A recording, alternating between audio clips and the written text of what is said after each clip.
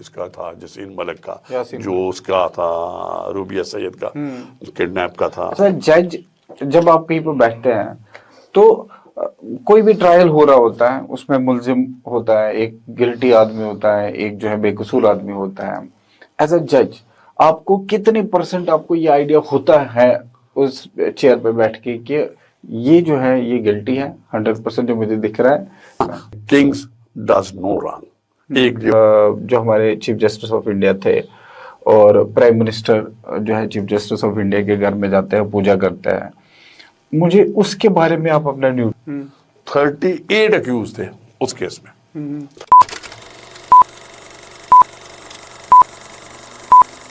Hello everyone, welcome back to another episode of exceptional journey by Uwais.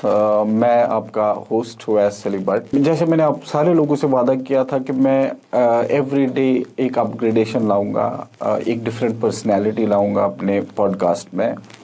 आज कुछ ऐसा किया मैंने। आज जिनको मैंने बुलाया है वो मैं उनको अपना गुरु मानता हूँ। काफ़ी समय से मैं उनसे जुड़ा हुआ हूँ। ये एक दिग्गज रहे हैं जुडिशरी में।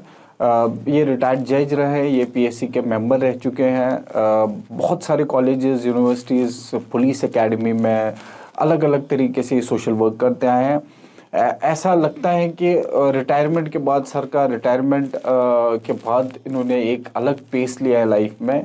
इन्होंने जिस तरह मैं देख पाता हूँ, इन्होंने हर तरीके से हर फील्ड में इन्होंने काम करना शुरू कर दिया है। पहले ये जुडिशरी में थे, अभी सोशल वर्क में है, बच्चों को हेल्प करते हैं, मुझ जैसे एंटरप्रेन्योर को हेल्प करते हैं। और हर फील्ड में जब भी मैं इनके पास गया हूँ, इन्होंने कभी भी ऐसा मुझे कभी महसूस नहीं हुआ कि ये मुझे हेल्प नहीं करना चाहेंगे या नहीं किया है। इन्होंने हमेशा आगे बढ़ के इन्होंने मुझे हेल्प की है, इसीलिए मैं उनको अपना गुरु मानता हूँ। जिनकी मैं आज बात करता हूँ उनका नाम सुभाष गुप्ता सर है, रिटायर्ड जज हैं। आज बहुत सारी बातें करूँगा सर के साथ। First of all, thank you so much for coming for the show sir. Thank you यार also because you have called me on this very important जो प्रोग्राम करते हैं आप। और मैं एक स्टार्ट करने से पहले मैं अवैस साहब आपको कहूँगा, जो ये प्रोग्राम आप कर रहे हो ना, ये आपकी इंडिविजुअल पर्सनैलिटी को ऐड किया है। ठीक है, आप चलाते हो, आप काम करते हो, बहुत बड़ा इंस्टीट्यूट चला रहे हो, और कईयों को आईएएस बनाया, कईयों को केएस बनाया, और भी केपीएस है, दूसरा जो चैन के आईएएस है वो है। लेकिन ये जो इंडिविजुअल पर्सनैलिटी जो आप प्रोग्राम करते हो ना, मैंने जब आपको पॉडकास्ट पे देखा तो मैंने आपसे भी कहा कि ये बहुत अच्छा, और now it has added a feather to your cap, individual personality. Thank you so much sir. बाकी तो ठीक है, मतलब जितना इनकरेजमेंट मुझे आपसे मिलता आया है, जब से मैं आपसे मिला हूँ, और जितना इनकरेजमेंट मुझे, और जो मुझे आपने कहा कि जो मैंने ना जो रिटायरमेंट के बाद जब पब्लिक सर्विस कमीशन से आया तो उसके बाद तो आपसे जुड़ा। जी जी। तो हमने काफी इकट्ठे काम भी किया। बिल्कुल सर। तो जो आगे किया ना, तो ये अच्छा लग रहा है कि जो मैं एक कंट्रीब्यूट कर रहा हूँ जो मेरे पास है। जी जी। तो आपने कॉल किया, मैं आपका धन्यवाद करता हूँ। Thank you so much. और आपको मुबारकबाद भी देता हूँ क्योंकि ये मेरा पहला है मीडियम। जी जी। तो आपने ये शुरू किया है जी, इससे अच्छा लगा, और मैं कहता एक प्रोग्रेस करे और जी बुलंदियां, बस आपकी गाइडेंस चाहिए होगी सर, लगातार मैं ऐसा गाइडेंस के लिए हम we are. Thank you so much sir. तो जैसे मैंने आप सारे लोगों को पहले ही इंट्रोडक्शन में बोला है कि आज जिनको मैंने बुलाया है ये मेरे गुरु हैं। मैं लगातार इनको फॉलो करता आया हूँ, हर चीज़ इनसे सीखता हूँ। सर, आज के हालात, before coming to the judiciary part, जो आपने क्या क्या एक्सपीरियंसेस किए हैं, मैं उससे पहले आपसे पूछना चाहता हूँ कि आपकी अर्ली लाइफ कहाँ से स्टार्ट हुई है? क्या हमेशा जज बनना चाह रहे थे आप? नहीं, ऐसा कुछ नहीं था। अर्ली लाइफ बड़ी सिंपल थी, तो हम कोई ज्यादा सीरियस भी नहीं थे। हाँ, ये थे कि टॉप करते थे क्लास में, कि इतना दिमाग पे वो कहते हैं ना किताबी कीड़ा, वो वाला मामला नहीं था। अभी भी मुझे कोई भी चीज जायज होती है मैं जब लिखता हूँ, तो ये नहीं है कि मतलब वो क्रैमिंग वाला सिस्टम वो नहीं है। हाँ, कोई चीज सुनूंगा, लिखूंगा तो लिस्ट के बाद मुझे याद हो जाती है। तो वैसा वहां थे, बड़ा फ्री होके हमने एग्जाम देते थे। उसके बाद हम 11th में स्कूल, आफ्टर स्कूल में सीधा ही 11th में हम, बाकी उस वक्त हाई सेकेंडरी भी अवेलेबल थे, लेकिन हम सीधा जो गवर्नमेंट जो साइंस कॉलेज है, गांधी मेमोरियल साइंस का, उसमें से डायरेक्ट एडमिशन नहीं, और वहीं से ग्रेजुएशन की और लॉ जहाँ से किया हमने जम्मू यूनिवर्सिटी से। तो 1985 में हम आगे थे, तब लाइसेंस आया, जब एनरोलमेंट हो गई। पहले उस वक्त एडवोकेट जो एक्ट है ना 90 से, ये हमें एक्सटेंड नहीं किया था जम्मू कश्मीर में, तो मैंने प्रीटर कर लिया लाइसेंस। उसके बाद जब एडवोकेट एक्ट एक्सटेंड हो गया तो हमने वो लिया, तो प्रैक्टिस करते थे। और उसके बाद ये भी एक चांस है जुडिशरी में आने का, तो एक उस वक्त भी एडवेंचर किया क्योंकि प्रैक्टिस बहुत अच्छी थी, तो हो गया आगे। इसमें कुछ बंदा कुछ बनना चाहता है और इसमें भी कंफर्टेबल है। और जहाँ पे भी हमने अच्छे जो ट्रायल थे एज ए सेशन जज, जहाँ एज ए सब जज, मतलब कोई ऐसे जो किए हुए हैं वो याद कर रहे हैं। और अब जब मैं आपका जो काम फॉलो कर रहा हूँ, आप डिफरेंट आर्टिकल्स लिखते हैं डिफरेंट जगह पे, वो चाहे टाइम मैनेजमेंट को लेके आपने लेक्चर्स दिए हैं, आपने पुलिसिंग को करेक्ट करने के लिए, आपने जुडिशरी तो क्योंकि आपको फोर्टे रहा ही है तो आपने वो किया है, आपने बच्चों से बात लगातार आप करते रहे हो, स्लो डाउन होने का आप नाम कभी लिया नहीं है।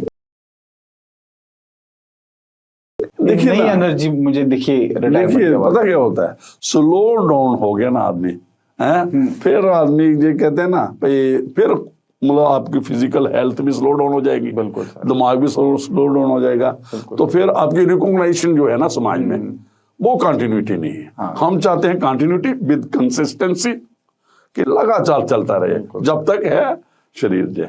ये जो आपने लगातार जो जम्मू कश्मीर में काम किया है, इट स्पीक्स वॉल्यूम्स, मतलब एक ह्यूज एक आपने कंट्रीब्यूशन दिया है जम्मू कश्मीर जुडिशरी में। मतलब हर इंसान जिनको भी मैं मिलता हूँ रिकॉग्नाइज करते हैं, आपके काम को रिकॉग्नाइज करते हैं, वो चाहे गवर्नमेंट ऑफिशियल्स हो, चाहे जुडिशरी से रिलेटेड हो। एक अच्छी खासी शोहरत आपके नाम काम से आपको मिली है खुदा की तरफ से, तो इसीलिए मैं बड़ा इसमें हूँ कि आपसे मेरी बात हो रही है, बहुत सारी चीज़ें हमें सीखने को मिलेगी, बहुत सारी चीज़ें व्यूअर्स को मिलेगी। सर, सबसे पहला जो क्वेश्चन मेरा है, जो मेरा ख्याल है हर जगह ऐसा होता ही है कि सम जजेस देयर, आप एज ए जज, एज ए रिटायर्ड जज रहे हैं, आज के दिन में कंट्री में एक वॉलेटाइल सी सिचुएशंस हो जाती हैं। ऐसा एक स्ट्रॉन्ग सा ओपिनियन बना हुआ है कुछ पार्ट का कि जुडिशरी जो है बायस्ड हो जाती है at times towards certain section of people या टुवर्ड्स गवर्नमेंट, या इस तरह की चीज़ें आ रही है। उससे जुडिशरी पे कहीं ना कहीं थोड़ा सा डेंट लग जाता है। तो आप इसको कैसे देखते हो? मैं एक बात बताऊं, गवर्नमेंट भी लिटिगेशन में और एक प्राइवेट बंदे के साथ भी लिटिगेशन में, इंटरस्टेट लिटिगेशन होती है कई बार, मतलब एक स्टेट दूसरी स्टेट से, मतलब दोनों तरफ से होती है। कभी सेंट्रल गवर्नमेंट से स्टेट गवर्नमेंट की होती है, कभी इंडिविजुअल स्टेट के खिलाफ होता है, कभी तो एग्जाम किसका हो रहा होता है उनको पता है अपना केस, एक इंडिविजुअल को भी पता है, एक जो भी पिटिशनर है रिस्पोंडेंट, तो मैंने जुर्म किया है अक्यूज को भी पता है और सभी को पता है, प्रोसिक्यूटर, लेकिन जज को नहीं पता है।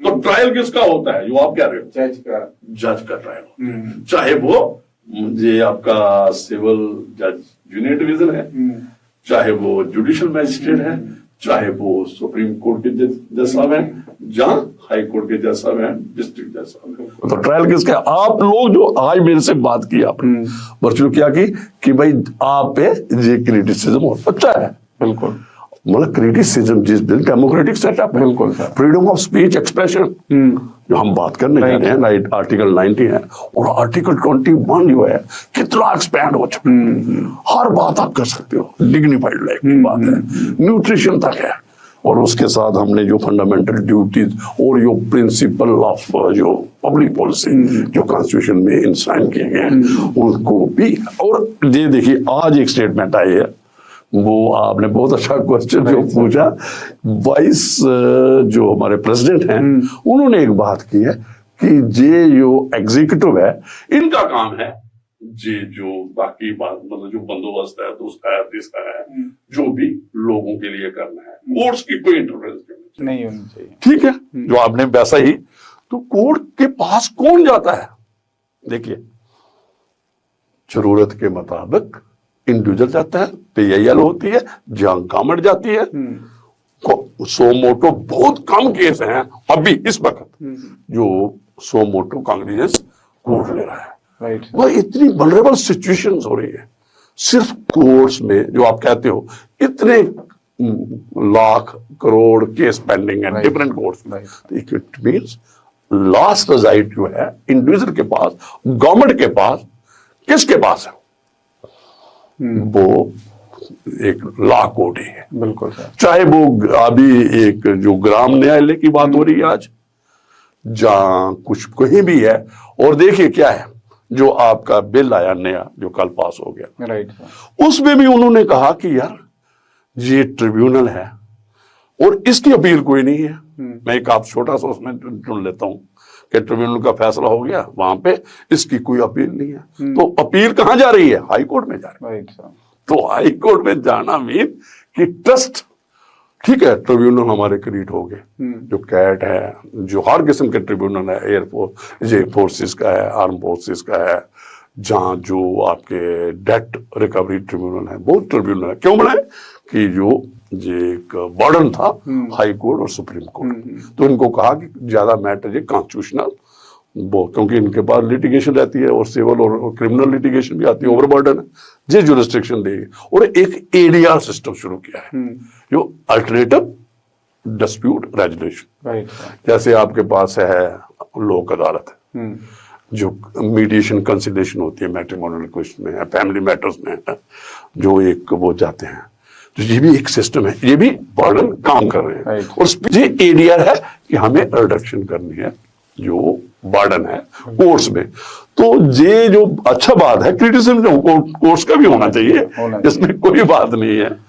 बिल्कुल सर। लेकिन क्रिटिसिज्म है हेल्थी, ताकि आगे हम प्रोग्रेस करें। बिल्कुल। देखिए, ये अगर आप इंडिविजुअल किसी को बात करोगे, कोई भी बात होती है, जैसे हम आज एपिसोड दे रहे हैं, मैडम जो भी इसको फॉलो करता है, कमेंट्स आते हैं, तो कमेंट्स आने चाहिए ताकि आपको सुधरने का सुधरने का बस वही हम तो नहीं कहेंगे कि कमेंट्स ना आए। बट आजकल तो हेल्दी, खैर वो हम बात आगे करेंगे। जैसे मतलब आउट ऑफ माई क्यूरियोसिटी मैं जानना चाहूंगा कि जैसे आप जज रहे हैं, आप एज अ जज जब आप कहीं पर बैठते हैं तो कोई भी ट्रायल हो रहा होता है, उसमें मुल्जिम होता है, एक गिल्टी आदमी होता है, एक जो है बेकसूर आदमी होता है।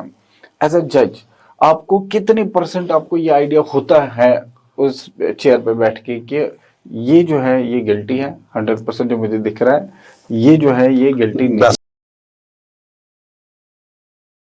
सब ऐसा कुछ नहीं है, ऐसा नहीं। ये वो वाला जो है ना कानून थिंक जैसे करता था, जो दूसरे होते थे, खलीफा करते थे या काजी करते। काजी का तो एक रोल था, काजी हो गया जहाँ कोई भी होगा, एक कोर्ट चलती थी, रेगुलर कोर्ट थी, उसमें तो प्रिंसिपल ऑफ नेचुरल जस्टिस। ये जो आपने कहा ना, ऐसा जो रिकॉर्ड पे है, जो फाइल पे है, फाइल कंपाइल होती है, ठीक है ना।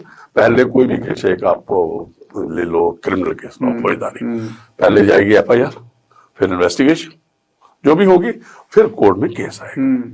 कोर्ट में केस आएगा, फिर उस पर हम पूछेंगे, जज को चार्ज होता है, भाई आपने ये जुर्म किया है या नहीं किया।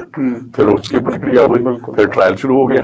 फिर ट्रायल में एविडेंस जो आती है उस पे ही, ये नहीं है कि इसने ज्यादा बार नमस्ते कर दिए हैं जो जज को, तो उसको भी नर्म हो गया जज, इसने नहीं किए। जब वकील को यह था वो ज्यादा जज के क्लोज आ रहा है, वो अपने ज्यादा नमस्ते करता है ज्यादा उसको, तो वो वाली कुछ बात नहीं होती, कुछ नहीं होता है, सारा रिकॉर्ड बोलता है। और एक मैं और बता दूं, समझो हो सकता है जो आप मैंने हो सकता है 4 एक जज लगाए है ना एक केस में, जहां सिविल साइड पे आ जाओ तो केस दायर हुआ, फिर जवाब आया, फिर वो एक होता है नैरो डाउन करते हैं, कंट्रोवर्सी छोटे पॉइंट बनाते हैं, उसको इश्यूज बोलते हैं। वो एक जज ने किए, दूसरे जज ने एविडेंस ली, तीसरा जज, क्योंकि ज्यादा 2 साल 1 साल जज, फिर तीसरा चौथा जज आएगा, वो कहेगा कि वो फैसला करेगा। जो आपने बात की कि हम गैस लगाएंगे, गैस पर ये है मुल्जिम नहीं है, फैसला नहीं, मतलब suppose that is matter, correct, matter of record. जानना चाह रहा हूँ कि सपोज कोई ऐसा है कि मुल्जिम है, कोई ऐसा बंदा है कि उसके घर चोरी हुई है, किसी ने चोरी किया है, बट जिसके घर चोरी हुई वो साबित नहीं कर पाया कि इसने चोरी किया है, वो ठीक है। बट कई बार आपको देख के लगता होगा कि नहीं, ये चोरी तो हुई है, बट इसके पास ये सबूत बहुत नहीं अच्छा आया है। क्वेश्चन, ये बहुत अच्छा क्वेश्चन है। देखिए क्या होता है, दो तीन क्वेश्चन हो, उससे इन्वेस्टिगेशन डिफेक्टिव हो, राइट। ठीक है। हो सकता है जो विटनेसेस हैं वो सपोर्ट नहीं कर रहे, हॉस्टाइल हो गए हैं, मतलब उन्होंने क्या है क्या नहीं है, बिल्कुल। कुछ और टेक्निकल डिफेक्ट है केस में, तो वो बरी हो गया। तो जो भी मूल्य चाहे, बिल्कुल आपकी बात है, चोरी नहीं होना तो इन्वेस्टिगेशन में ही आपको इन्वेस्टिगेटिंग ऑफिसर को एक उस पर पहुंचना है कि इसने गलत एफआईआर दर्ज करवाई। अब इसलिए चोरी नहीं हुई तो एफआईआर करवाई किसी ने, तो फिर तो वो पहले वो देना पड़ेगा, और जिसने झूठी एफआईआर करना उसके बाद फिर कोर्ट में केस नहीं आता है। यही भी बात है ना, किंग्स डज नो रॉन्ग। एक ये प्रॉवर्ब है कि जो राजा है या कोई भी बैठा है, पहले कौन करता था इंसाफ? राजा ही करता था। उसके बाद ये जुरिस्डिक्शन किसके पास आ गई, मतलब जजेस अलग हो गए, सेपरेशन ऑफ पावर आ गई, एग्जीक्यूटिव अलग हो गई, लेजिस्लेशन अलग हो गई। जब डेमोक्रेटिक सेटअप आया, किंगशिप से मोनोआर्की हटे हम, तो वो करता था। तो उस वक्त ये था कि किंग जो इंसाफ हो गया वो हो गया। कई बार क्या होता है,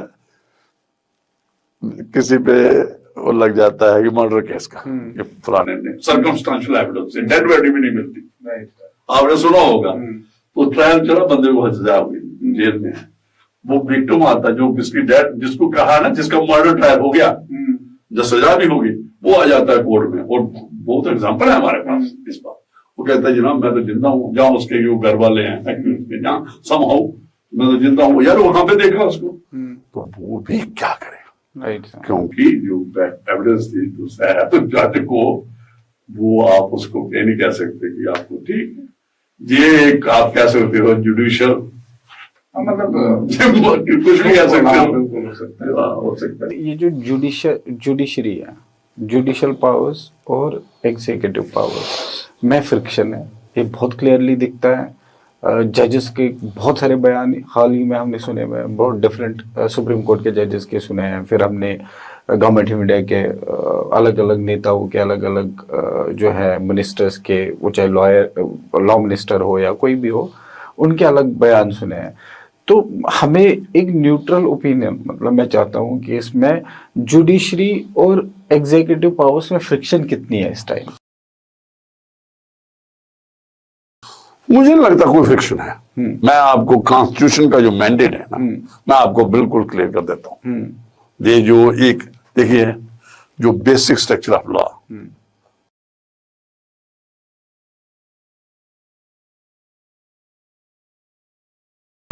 जुडिशियल रिव्यू है, कोई भी कानून बनता है, राइट, ठीक है, कोई एग्जीक्यूटिव साइड से फैसला होता है, लेजिस्लेटिव साइड से पहले हम थोड़ा बड़ा कर लेते हैं, तो उसमें supreme Court of India judicial review कर सकता है।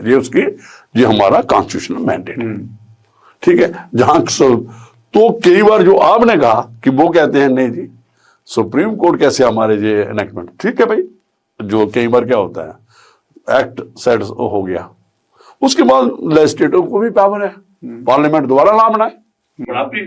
आपने देखा, मैं लंबा नहीं केवल बनाती है, फिर दोबारा जाए, तो वो भी एक इंडिपेंडेंट है, उसका काम है लॉ बनाना, पार्लियामेंट का उसका काम है जुडिशियल रिव्यू विद इन, क्योंकि अगर कोई अल्ट्रा वायलेशन कॉन्स्टिट्यूशन होगा, वायलेशन होगी, तभी डिक्लेयर होगा। तो लोग, जो जनता है, जो अप्रिशिएट करेगी, चर्चा करेगी, जैसे हम कर रहे हैं अभी। बिल्कुल सर, बिल्कुल। तो ये वाली बात है। ये तो एक फ्रिक्शन की बात होगी कि दोनों पावर्स में फ्रिक्शन एविडेंटली दिखता है, कई बार होता है, कई बार बोला जाता है, मतलब ये भी एक डिबेट चल रही है कंट्री में। मेरा पॉइंट ऑफ व्यू, मैं जानना चाहता हूँ आपका पॉइंट ऑफ व्यू कि जो रिसेंटली जो पीछे जो हमारे चीफ जस्टिस ऑफ इंडिया थे और प्राइम मिनिस्टर जो है चीफ जस्टिस ऑफ इंडिया के घर में जाते हैं, पूजा करते हैं, मुझे उसके बारे में आप अपना न्यूट्रल ओपिनियन बहुत मुश्किल है ये ओपिनियन देना। देखिए मैं एक आपको बात बताता हूँ, उन्होंने भी इस पे बात कर दी है, किसने? हाँ, जो डी.वाई. चंद्रचूड़ साहब, हाँ, बीबीसी को आपने सुना होगा, जब डिफरेंट जो उन्होंने कहा, देखिए यार एक पब्लिक लाइफ है, देखो अब मैं कई बार पब्लिक सोशल फंक्शन में हम मिलते हैं, जो एक गवर्नमेंट की एक जो चीफ जस्टिस और सीएम और जो एक मीटिंग होती है प्राइम मिनिस्टर, जो लॉ मिनिस्टर वगैरह जो भी मिनिस्टर हैं, तो उसमें बहुत कॉन्फ्रेंसें होती हैं जहां हम मिलते हैं। बिल्कुल सर। और भी जगहों पे मिलते हैं। तो जे उसके घर में आना एक फंक्शन, वो रिलीजियस फंक्शन था ना सर, रिलीजियस घर में है, एक पर्सनल फंक्शन था। चीफ तो जस्टिस ऑफ इससे इंडिया। अभी एक बताइए, देखिए आपने देखना है आना, उससे कॉन्सिक्वेंसेस आप बताइए क्या हुआ, कॉन्सिक्वेंसेस बताओ, ये बताओ, फिर मैं उसका आगे जवाब कॉन्सिक्वेंसेस देता हूं। सर ये है कि लोगों के दिल में डाउट आ गया, जिनको हमें क्या डाउट हो, डाउट से क्या हो गया? डाउट से ये हो देखिए गया कि- डाउट जो है ना, देखिए मैं एक बताऊं, जो आपकी बात आ गई मैं समझ गया कि डाउट आ गया कि लोगों को भाई वो बंदा उधर क्यों जुड़ा, मतलब उसके पास क्या करेक्ट, होगा। मतलब लोग ये बोलेंगे कि शायद चीफ जस्टिस ऑफ इंडिया जो है, जो रूलिंग सरकार है, रूलिंग सरकार हो सकता है इन्फ्लुएंस कर रही हो सुप्रीम कोर्ट को, मतलब ऐसा होता देखिए नहीं मैं है, एक आपको मैं बता दूं, बट डाउट आ सकता ये देखिए अगर इन्फ्लुएंस करना, मैं अभी अपने एक, आप भी मेरे से एग्री करेंगे, इन्फ्लुएंस ऐसे नहीं होता। ये तो ओपन कर रहा है, पब्लिक में कर रहा है, ये इस पे आ रहा है, मीडिया में आ रहा है, सोशल मीडिया में आ रहा है। इन्फ्लुएंस करने के बहुत तरीके हैं। दो इन्फ्लुएंस करते हैं या होते हैं, वो आपको पता है कैसे इन्फ्लुएंस होते हैं। नहीं, एक तो सर जो चीज मुझे पता ही नहीं है उस बारे में सोचूंगा नहीं। नहीं, मुझे कुछ देखिए पता ना, है, मैं बता रहा हूं ना, सोचूंगा। अगर उसने कोई इन्फ्लुएंस करना तो उसके बहुत तरीके होते हैं, किसी के थ्रू कैसे है, बहुत ढंग है गवर्नमेंट के पास। हाँ बिल्कुल है सर। ढंग है ऐसे ओपन रिलीजियस फंक्शन में बुला के या आके और लोगों को दिखा के, वो मुझे नहीं लगता कि ऐसा, आप नहीं समझते कि ऐसा कोई गलत कुछ नहीं होगा। हाँ, जहां तो उनके आने से पर्टिकुलर केस जहां किसी किस्म का प्रेजुडिस हुआ है, वो तो मुझे लगता है उसके बाद जल्दी ही रिटायर भी हो गया। हाँ बिल्कुल, मतलब सुपर एनुएट जो उनका जो भी है हो गया था, उसमें तो चांसेस ही नहीं थे कि कुछ वो कर सके। सब मतलब पिछले कुछ इंस्टांस दिखते हैं, लोगों को दिखते हैं, जैसे जो chief justice of India Gogoi साहब थे। गोगोई साहब चीफ जस्टिस ऑफ इंडिया थे, उन्होंने बड़े लैंडमार्क डिसीजंस दिए हैं और कुछ टाइम के बाद वो जो है फिर राज्यसभा के मेंबर बनते हैं। मतलब देयर आर सर्टेन क्वेश्चंस। देखिए जो आपने सारे बात लोग की ना, जानते हैं। राज्यसभा के मेंबर बनते हैं, देखो एक राज्यसभा का मेंबर चुनना भी एक प्रक्रिया है, बिल्कुल है सर, है ना, कॉन्स्टिट्यूशन सिस्टम है, प्रोपोर्शनेट वो होता है, वो क्या कोई भी होता है। तो फिर बंदा आता है, क्या होता है, ये जो ठीक है, पोस्ट रिटायरमेंट जो मिलते हैं लोग उससे जोड़ते हैं, जुड़ना भी चाहिए, जो भी बातें लोग करते हैं किसी को रोक नहीं सकता। तो ये जो चेयर पे है उसको ये समझना चाहिए उस वक्त भी जब होता है, और अक्सर ये देखा जाता है कि जो भी लोग एस्टेब्लिशमेंट से होते हैं, किसी भी, चाहे वो आर्मी से हैं, चाहे वो पॉलिटिकल लोग हैं, जब रिटायरमेंट होते हैं, जब जुडिशरी से हैं, फिर वो ज्यादा बातें करते हैं। हमसे ज्यादा कर, आप लोगों से ज्यादा करते हैं बातें अपने ही एस्टेब्लिशमेंट के बाद, जो हाथ से वो निकले होते हैं। जो आपने कहा कि भाई वो बन गया, ये बन गया, ये कौन करता है, ये लोगों तक कौन पहुंचाता है, जैसे मतलब आप, तो इसमें मुझे नहीं लगता कि ये कोई राज्यसभा मेंबर बन गया, हाउ ही हैज क्या किया उसने, क्या हेल्प कर दी इसको, मुझे ये बताइए। नहीं, लोग बोलते हैं ना कि बन गया तो क्या उसने गवर्नमेंट, ये मोदी गवर्नमेंट को कुछ एडिशन किया, उसके बनने राज्यसभा मेंबर कितने हैं? बिल्कुल काफी है। तो एक एडिशन से क्या हो जाएगा? इसके एडिशन से अगर ये बन भी गया या किसी स्टेट का गवर्नर बन जाते हैं, ये भी एक पहले के हमारे चीफ जस्टिस गवर्नर भी बने हुए हैं, तो इससे कुछ नहीं फर्क पड़ता। हाँ, हमारा यू, मैं अभी आपको कहूंगा सबसे सुप्रीम कोर्ट कौन है, सुप्रीम कौन है, किसका मैंडेट चलता है कॉन्स्टिट्यूशन के, बताओ, वो है हम लोग, क्योंकि वी द पीपल ऑफ। जब ये समझदार होगा ना, ये अपना वोट कैसे कास्ट करना है, जो ये प्रोपोगंडे हैं इसमें नहीं फंसेगा, जो भी है, मैं नहीं कहता दोनों साइड से, वो अगर वो उसकी जो नजर है ना वो, और ऐसी बात नहीं है, जो हमारा वोटर है, जो आप देखो इलेक्शन हमारे इंडिया में कैसे होता है, मतलब बहुत समझदार वोटर है, और जिस समय देखता है ये मोटिवेटेड नहीं होता है। मोटिवेट करने की कोशिश होती है पॉलिटिकल लोगों का, ये रहता है कन्फ्लिक्ट क्रिएट करो, कंफ्यूजन करो, मतलब लोगों में बातें करो और अपना जो अपनी बात, वही चीज है, वही माल है, ए के पास भी है, बी पार्टी के पास भी है, बेचना तो वही है। जो भी लोगों को कोई देनी है, स्कीम्स देनी है, जब कोई बातें करनी है वही, लेकिन यह है गेम जो कर जाता है, खेल जाता है उसमें। बिल्कुल सर, मुझे आपके जो जितना टेन्योर आपका रहा है एज अ जज, उस वो तो मैं बात करूंगा। मैं एक क्वेश्चन जो मुझे मेरे जहन को थोड़ा सा वो देगा कि मुझे क्लैरिटी, व्यूअर्स को क्लैरिटी मैं चाहता हूँ हमें मिले कि जो अभी हाल ही में साल 1.5 साल से ये चल रहा है कि सुप्रीम कोर्ट के जजेस का सिलेक्शन, उसकी कमेटी, कोलिजियम सिस्टम बनाया गया। उसमें चेंजेस ये थे कि लॉ मिनिस्टर हो, प्राइम मिनिस्टर ऑफ इंडिया हो और ऑपोजिशन के जो है जो लीडर हो वो हो। क्योंकि पहले इस सिस्टम में ऐसा था कि चीफ जस्टिस ऑफ इंडिया जो करते थे। बिल जो एक कानून बना था उसके बाद वो जो सुप्रीम कोर्ट ऑफ इंडिया ने उसको किया, खत्म किया, और उसमें भी एक मौका दिया गया है गवर्नमेंट के पास, ये भी वो बाल है। देखिए ये 1993 तक वही प्रक्रिया थी कि ये एग्जीक्यूटिव ही चुनती थी, जजेस को सिलेक्ट करती थी।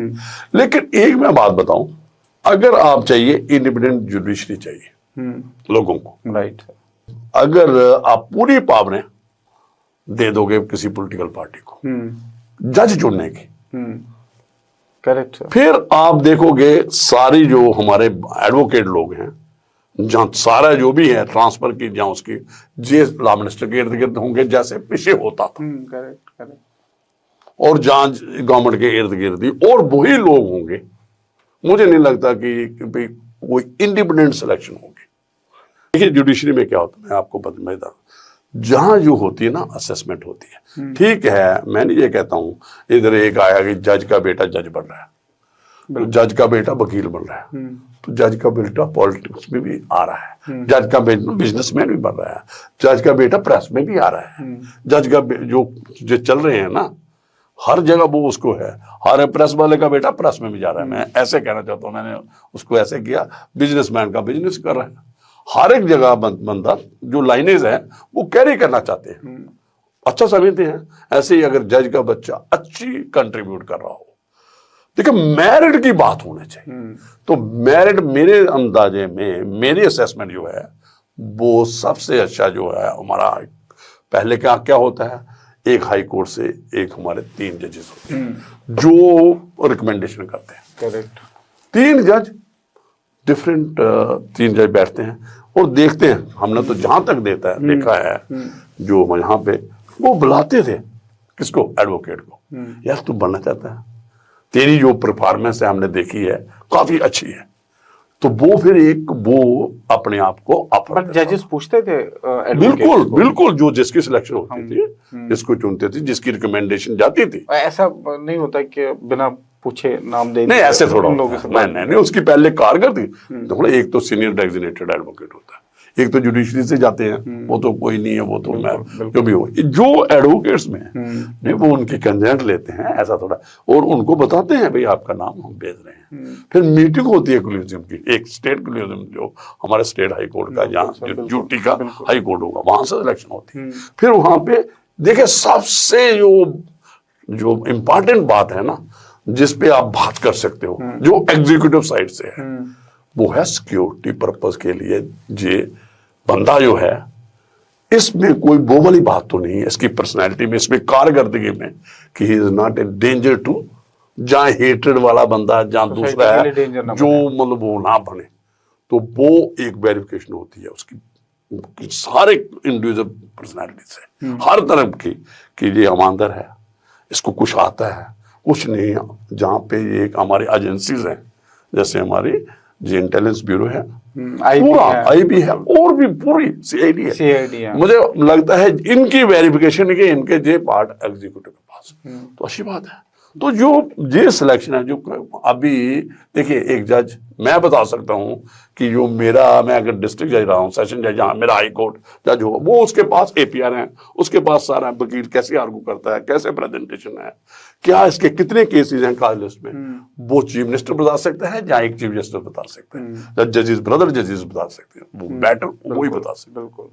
तो अगर उसके बाद क्या होता है, लॉ मिनिस्टर के पास जहां जाएगा, सीएम के पास जाते जाते फिर वो वेरिफिकेशन होती है, उसकी बड़ी जबरदस्त वेरिफिकेशन है, इजीली कोई नहीं बनेगा जिसके खिलाफ अगर कोई किसी का भी उसकी पर्सनैलिटी है, करप्ट प्रैक्टिसेस हैं, कोई और मॉल प्रैक्टिसेस हैं, जहां कोई उसका करैक्टर ठीक नहीं है, वो सारा वेरिफिकेशन होके और उसके बाद में सुप्रीम कोर्ट का कंक्लूजन बैठता है, फिर वहां पे भी इसकी स्क्रूटनी होती है। तो मुझे नहीं लगता इसमें कोई, आप ये कह रहे हैं कि बॉटम से लेके टॉप तक हर पॉइंट पे सिक्योरिटी रीजन एजेंसीज इन्वॉल्व होके बहुत ट्रांसपेरेंट। हाँ, कई जगह गवर्नमेंट टाइम देती है कि थोड़ा वेरिफिकेशन करनी है, लो ठीक अच्छी बात है, कई जगह कंक्लूजन रिकंसिडरेशन के लिए बिल्कुल, मतलब बड़ा चेक एंड बैलेंसेस है इसमें। जैसे आपने कहा कि भाई उसमें अपोजिशन पार्टी का दे दो, एक प्राइम मिनिस्टर दे दो, जहां सीएम दे दो, फिर लॉ मिनिस्टर दे दो, फिर एक एडवोकेट जनरल दे दो, जहां एक चीफ जस्टिस, फिर मुझे नहीं लगता वो एक, और तब से चल रहा है 1993 से आज तक कितने साल। अभी इस कॉलेज में कौन कौन लोग हैं जो ये सिलेक्शन करते हैं? 3 हमारे यहाँ पे होते हैं, 3 जो चीफ जस्टिस पर, 2 जो प्यूनी जजेस हैं एक स्टेट में, हाई कोर्ट में, फिर उसके बाद 5 जजेस वहां पे होते हैं सीनियर मोस्ट में, सुप्रीम कोर्ट में, जो पूरा एक मीटिंग होती है और अब इस पे चढ़ जाता है सारा, आप उनके वो वेबसाइट पे ये भी और ये भी करते हैं, इसको क्यों कंसिडर किया जाए। हाँ, एक बार ये चर्चा हुई कि भाई आप ये भी दोगे, इसको रिजेक्ट क्यों किया, उसने कहा यार रिजेक्ट वाली बात है ना, तो भाई ही हैज बीन, कई बार कंक्लूजन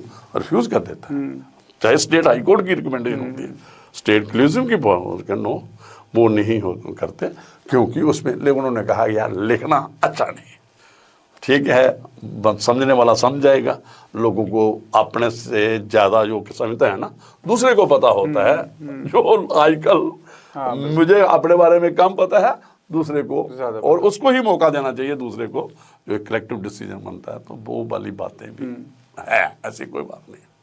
तो अब मतलब जो लास्ट जो कॉलेजियम बना है सुप्रीम कोर्ट में, जिसकी चर्चा चल रही थी, अब उसमें सुप्रीम कोर्ट है, चीफ जस्टिस और 4 और जजेस होते हैं, तो 4 सुप्रीम कोर्ट के जजेस हैं जो फाइनल सिलेक्शन करते हैं, ये फाइनल कंक्लूजन है ना, मतलब ये चीफ जस्टिस प्लस 4 प्यूनी जजेस जो सीनियर मोस्ट है। तो वो मुझे नहीं लगता कि 4 जज और 5 जज और सिलेक्शन, कई बार वो लिखते हैं कि भाई जे है इसमें, और एक और होता है, फॉर एग्जांपल जम्मू कश्मीर के किसी हाई कोर्ट के जज को बनाना है, हाई कोर्ट जज बनाना है एडवोकेट में से, जहाँ जुडिशरी से भी जो एलिवेट होना। अगर सुप्रीम कोर्ट में जैसे कोटेश्वर साहब हैं इस वक्त हमारे, जो यहाँ के चीफ जस्टिस हैं, इनको भी पूछा जाता है, जैसे कोई तमिलनाडु के उसकी अपनी स्टेट हो जहाँ वहाँ पे वो चीफ जस्टिस रहा हो, तो उनको भी पूछते हैं, उनकी भी राय लेते हैं कि भाई आप क्या इसके बाद इस एडवोकेट के बारे में आपका क्या ओपिनियन है। तो ये सारी बातें वो वाली नहीं है, बिल्कुल जो एग्जीक्यूटिव एक्शन से, ये मुझे लगता है एडमिनिस्ट्रेटिव एक्शन है, लेकिन ये पूरा जुडिशियसली किया जाता है। देखिए लफ्ज क्या है, एडमिनिस्ट्रेटिव फंक्शन है, जो चुनना है, जुडिशियल नहीं है, जुडिशियल तो आगे ना कोर्ट पर, लेकिन ये जुडिशियसली इसकी एक्सरसाइज होती है, जज से ये एक्सपेक्ट नहीं कर सकते यार। ये तो बहुत ज़रूरी था क्लैरिटी के लिए सर। मैं जानना चाहूँगा कि आपका करियर मतलब जम्मू कश्मीर में आपका एज जज, सेशन जज आप रहे हैं, कहाँ का कौन कौन से डिस्ट्रिक्ट्स में आपने सर्व किया सर? लगता आदि तो हमने प्रैक्टिस उधर की होगी, कश्मीर में किया होगा काम डिफरेंट में, कुलगाम में रहे, और 2-3-4 बार तो हम श्रीनगर हेडक्वार्टर पे रहे, और 4-5 बार जम्मू हेडक्वार्टर पे रहे, जहाँ पे भी जम्मू में। तो एक बार मैं पुंछ में रहा, एक मैं रजौरी चीफ जुडिशियल मैजिस्ट्रेट में पुंछ में रहा, और ये यहाँ पे principal session district and session जज रजौरी में रहा। तो जे सारा है तो रेलवे मैजिस्ट्रेट में 2 बार रहा, रेलवे मैजिस्ट्रेट, और इंडस्ट्रियल ट्रिब्यूनल में भी उसका वहाँ पे भी रहा, और वन मैन फॉरेस्ट अथॉरिटी एक होती है जिसमें जो फॉरेस्ट डिपार्टमेंट है, इसमें भी मैंने और काफ़ी जुरिस्डिक्शन एक्सरसाइज की, जैसे मोटर क्लेम्स ट्रिब्यूनल की है, मैक्ट के एक्सीडेंट केस होते हैं उसमें भी NIA का जज रहा, इसका था टाडा जी जसीन मलक वगैरह के केस जो टाडा पोटा था ये भी था, जब जो स्पेशल जुरिस्डिक्शन थी काफ़ी थी हमारे पास जो है। कोई केसेस, कोई हाई प्रोफाइल केसेस आपने डील किए हो, या कोई लैंडमार्क ऐसे कोई केस आपने डील किया जिसको आपको जो हमेशा दिमाग में रहता है कि ये? देखिए ये तो दिमाग में कुछ नहीं है, ये मैंने फिर दिमाग में ये सोचो कि मेरे दिमाग में आ गया कि ये बहुत केस बड़ा केस है, छोटा है, बड़ा नहीं, मतलब एक लैंडमार्क सा केस था ऐसा। हाँ, जैसे मैंने आपको कहा जी जो एयरफोर्स का NIA कोड में यू विल फाइंड जो इसका था जसीन मलिक का, जो उसका था रूबिया सैयद का किडनैप का था, अच्छा, जो एयरफोर्स का केस था वो तो जो CBI करती थी इनको, जो CBI केस थे, तो ये इनको दोनों की प्रोसिक्यूशन चार्ज मैंने लगाया है जसीन मलिक एंड अदर्स जो एयरफोर्स वाले केस में आफ्टर 32 इयर्स, और लगाया भी किससे है, ऑडियो वीडियो से लगाया, अच्छा ओके, कॉन्फ्रेंसिंग से लगाया, क्योंकि उसको था कि उसको इधर नहीं लाना है, वो भी हमने लगाया। तो एक बार पुंछ में हमने डेथ पेनल्टी भी दी थी एक, अच्छा वो बाकी को तो उन्होंने इनकाउंटर में मारे गए थे। तो कुलगाम में मैंने जो आप पूछोगे मजेदार था वो खुड़विनी और क्यामू में, जो आपने 2 ये सुने होंगे गांव, बड़े इंपॉर्टेंट गाँव जहाँ पे जमात इस्लामी के लोग भी काम करते हैं, और वो तो जो ये वाला वो केस नहीं था, ये आपस में लड़ते थे, ठीक, तो उसमें हमने सजा देनी थी, सारा केस सुना था, बंदे जेल से लाने थे, 38 अक्यूज थे उस केस में, 38, एक समझो आपने एक गाँव के 2 ग्रुप थे, तो उसमें डेथ हुई थी, मारा था, तो 302 था, मर्डर केस था उस वक्त, ये आपने जो इंडियन पिनल कोड का है। तो उसमें एक बात आई, बंदे जेल से ला रहे हैं, 10 बंदे कस्टडी में थे, कुछ की बेल हो गई थी, कुछ बहुत थे। तो वहाँ पे जो ये बड़ा इंटरेस्टिंग केस है, जब हमने देखा कि भाई ये 302 नहीं बनेगा लास्ट में, जैसे आप बोलते हो कि लास्ट में जब हमने पूरी एविडेंस देखी, चर्चा देखी, फिर तो बहस होती थी, दोनों तरफ से डिफेंस भी कहता था, दूसरा भी कहता था, तो हमने क्या किया, उसमें उसको किया कन्वर्ट किया, 304 होता है कि कल पे होमिसाइड नॉट अमाउंटिंग टू, उससे डिक्रीज हो जाती है पनिशमेंट, 10 साल पनिशमेंट थी, 10 बंदे थे, तो 28 बंदों को हमने बरी कर दिया, जो एक्चुअली कॉन्स्पिरेसी पार्ट था, जो खामखा इन्वेस्टिगेशन एजेंसी ने फंसाए हुए थे, वहां पे भी पॉलिटिकल टकराव था 2 पार्टियों में, बिल्कुल सर, ठीक है, मर्डर था, मर्डर मीन कि बंदा मरा था, लेकिन वो इंटेंशनल मर्डर नहीं था, उस पे बाद में वो कोई ईंट उठाई, झगड़ा था, थोड़ा छोटा था वो उसमें, तो उसने मारा, मतलब उससे मतलब स्पॉन्टेनियस जो है वो हो गया, मर्डर वाला इंटेंशनल, जब प्री प्लान कॉन्स्पिरेसी नहीं थी। तो उसमें जब वहां से लाने थे बंदे, तो वहां से लाने और उनको फिर पूछना पड़ता है, क्वांटम पे सुनना पड़ता है कि आपको ये, तो उस वक्त थोड़ा था क्योंकि थोड़े दिनों पहले वहाँ पे वो गाड़ी उड़ा दी थी, जो अक्यूज की गाड़ी थी, वो मुझे बारामूला साइड जा रही थी, एंड फिर एंटी सबोटाइजिंग जो DR था वहाँ पे जो लाते थे गार्ड वाले, वो भी एक हमने प्रक्रिया की, क्योंकि कश्मीर में फैसला देना जब ये दौर था पीछे, बिल्कुल सर, हम तो 2000 पहले हम 2000 में ये चलता रहा, अभी भी ये तो हम नहीं कहेंगे अभी क्या है, कुछ नहीं, लेकिन ये जो अब जो लोग हैं उस वक्त ये कुछ नहीं है, क्योंकि वहाँ कुछ भी हो सकता है, अनप्रडिक्टेबल है, और इसलिए जो एजेंसीज हैं जो आपकी अभी भी मुझे लगता है जो चेकिंग होती है रोड साइड पे, जब खुलता है रोड अभी भी होता है, इट इज कांड। तो ऐसे ही हम जो गाड़ी आ रही थी जो सेंट्रल जेल से, डिस्ट्रिक्ट जेल से, सेंट्रल जेल, सेंट्रल से ही रही है डिस्ट्रिक्ट जेल, वहाँ लेके उसको भी हमने एंटी सबोटाइजिंग टेस्ट करवाया कि कहीं दूसरी पार्ट कुछ भी हो सकता है।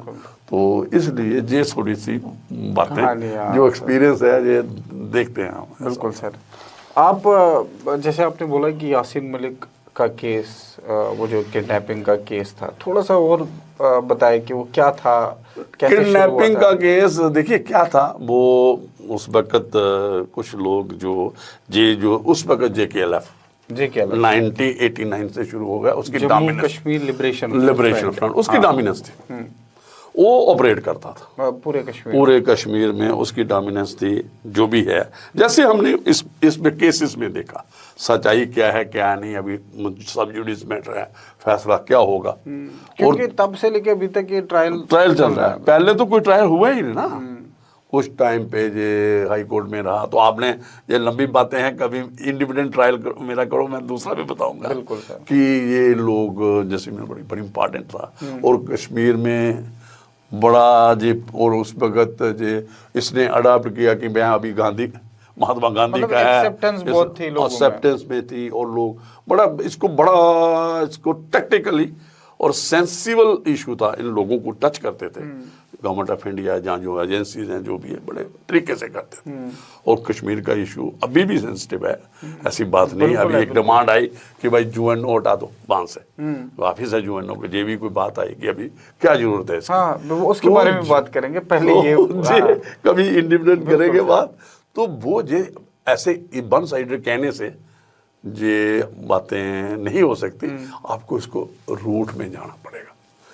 क्यों था 90 में, क्यों ये सारी बातें हुई, क्यों वहां से माइग्रेशन हुई कश्मीरी पंडितों की, ये बहुत लंबी बातें हैं, एक दिन पूरी बातों में बिल्कुल जाएगा। लगेगा। लेकिन मैं ये जानना चाह रहा कि वो जो केस, किडनैपिंग वाला केस था, उसमें वो थे, उसमें कुछ लोगों को वो जो इनके फ्रंट रो पे काम करते थे, साथी थे, उनको JKLF के, उनको छुड़वाना चाहते थे।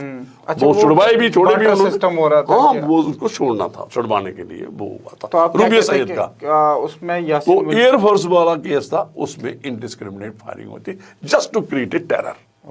मतलब क्या होता है, ये जो मिलिटेंट और टेररिस्ट है, जैसे माओ की थ्योरी है, जो माओ बिल्कुल, उसने कहा कि भाई किल 1 टेरराइज 10,000। हाँ, अपना राज है, जहाँ से भगाना है, तो फिर वो भी है, टेरर क्रिएट करना है कि लोग हमारी जो है, देखिए होता क्या है, एक है बेल्ट, एक है बुलेट।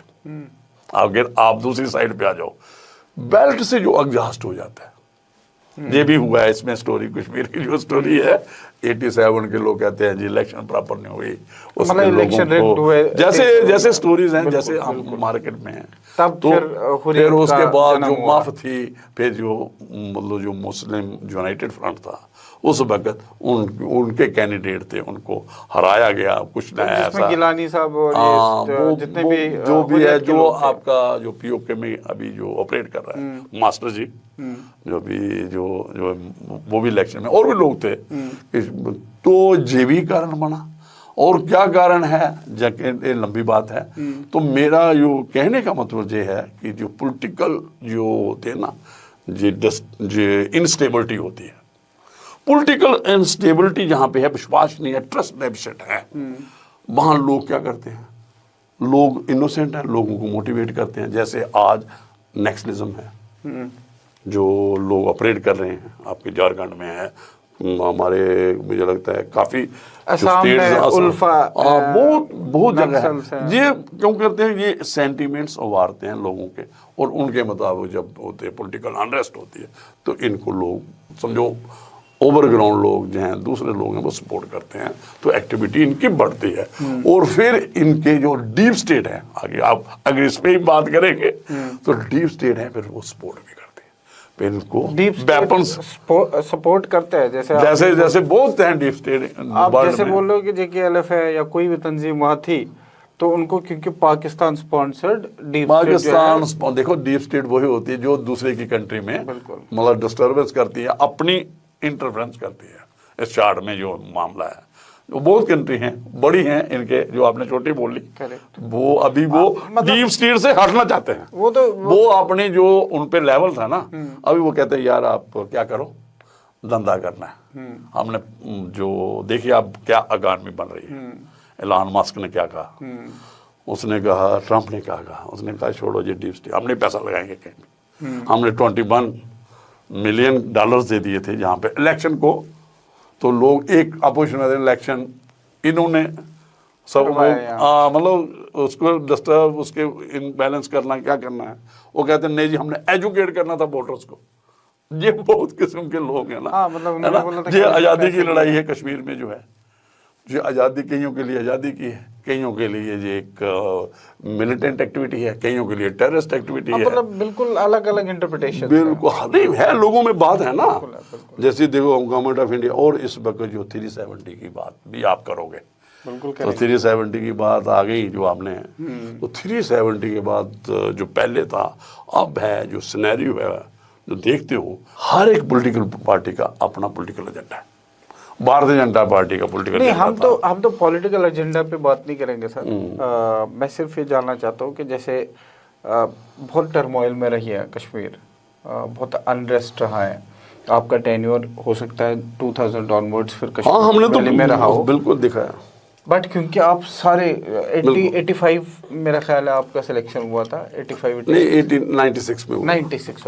96 में आपका सिलेक्शन हुआ है, तो एक तरीके से अनरेस्ट का पीक ही था, बिल्कुल। 90 से लेकर 2000, 90 से लेके आगे। तो ठीक ठाक अंडरस्टैंडिंग उस अनरेस्ट की है। आपसे स्पेशली मैं इसलिए जानना चाहता हूँ क्योंकि जुडिशरी पार्ट बहुत एक्टिवली इन चीज़ों को देख रही थी और आप पूरे सिस्टम से जुड़े हुए थे उस टाइम। कभी ऐसा हुआ कि मतलब बहुत सारे लोगों ने बोला कि उस टाइम जो भी जुडिशरी में थे, पुलिस में थे, थ्रेट्स आते थे? नहीं ऐसी कुछ नहीं, जुडिशरी में कभी ऐसा कुछ नहीं हुआ, ऐसा कुछ नहीं। हम हर जगह रहे, मैंने कहा कुलगाम में, रजौरी में, वहाँ पे कोई ऐसी बात नहीं। हर एक का अपना अपना काम है, उनके जो माइंडसेट है ना वो पूरा होता है। एक बंदा तैयार होता है जो टेररिस्ट एक्टिविटी करने के लिए, मिलिटेंट एक्टिविटी करने के लिए, वो ही अपना काम कर रहे थे। उनको मुझे नहीं लगता कभी उन्होंने कभी हमें आया किसी ने कहा हो आज तक। मैं एक और बात कर देता हूँ, ये तो थ्रेट की बात तो छोड़ दो, किसी ने मुझे अपने टेनोर में हाई कोर्ट से या किसी ब्रदर जज ने या दूसरे ने इन्फ्लुएंस करने की कोशिश की हो, कभी नहीं हुआ। कभी भी। भाई आप मेरिट पे फैसला है, तो मेरिट पे काम करते हैं, कोई इंटरफेरेंस नहीं। कभी ब्राइबरी वगैरह आपको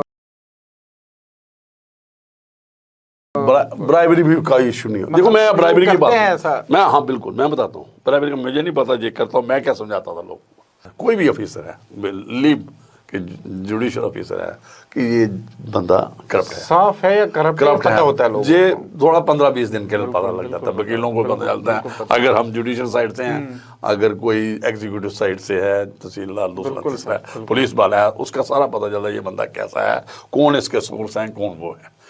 तो ये 10-15 दिन का वर्क होता है जब कभी आप दूसरे स्टेशन पे, और कई बार क्या होता है जो आपकी रेपुटेशन है runs more faster than you, जब तक आप ज्वाइन करते हो उसका पूरा बायोडाटा रेपुटेशन आ चुकी होती हाँ। है। और मैं यही बता दूं, जो हमारे ये लड़के थे ना, लड़के आपको कहोगे तो लोग कहेंगे जो मिलिटेंट जो ऑपरेट करते थे, टेररिस्ट, इनके जो आका थे या इधर उधर के, वही हमारे बारे में जानते थे पूरे। अच्छा, हाँ, तो उनको भी बंदा क्या है ये, हाँ।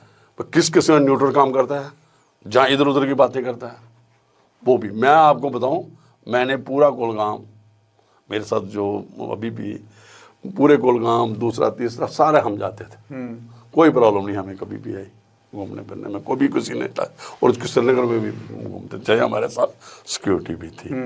तो लेकिन ये भी बात नहीं हम कहेंगे कि भाई ये वनरेबल नहीं है, अब भी नहीं है या कभी नहीं थे, वनरेबल नहीं है। लेकिन ये भी नहीं हम कह सकते कि नहीं, ये एक आपकी पर्सनैलिटी है, जहाँ उसके बगत की लक है, किस्मत है, जहाँ आपका बिहेवियर है, जब आप देखते हो कि ये न्यूट्रल काम हो रहा है, तो कोई इन्फ्लुएंस नहीं करेगा। इन्फ्लुएंस तो तब करेगा ना जब मेरिट पे बात ना होगी। मेरिट पे बात हो रही है तो मुझे नहीं लगता वो, हाँ हम वकीलों को कहते थे जब दूसरे लोगों को कहते हैं, समझाते हैं, भाई अगर आप करेंगे, चाहे बंदा करप्ट है सीट पे, अब आप बताओगे लोगों को, अपने क्लाइंट को ये करप्ट है, तो आपसे वो भाग जाएगा, सीधा वो दलाल ढूंढेगा, उसके पास जाएगा, तो आपकी फीस गई, आप तो अनएम्प्लॉयड हो गए, आप किसी खाते में नहीं है।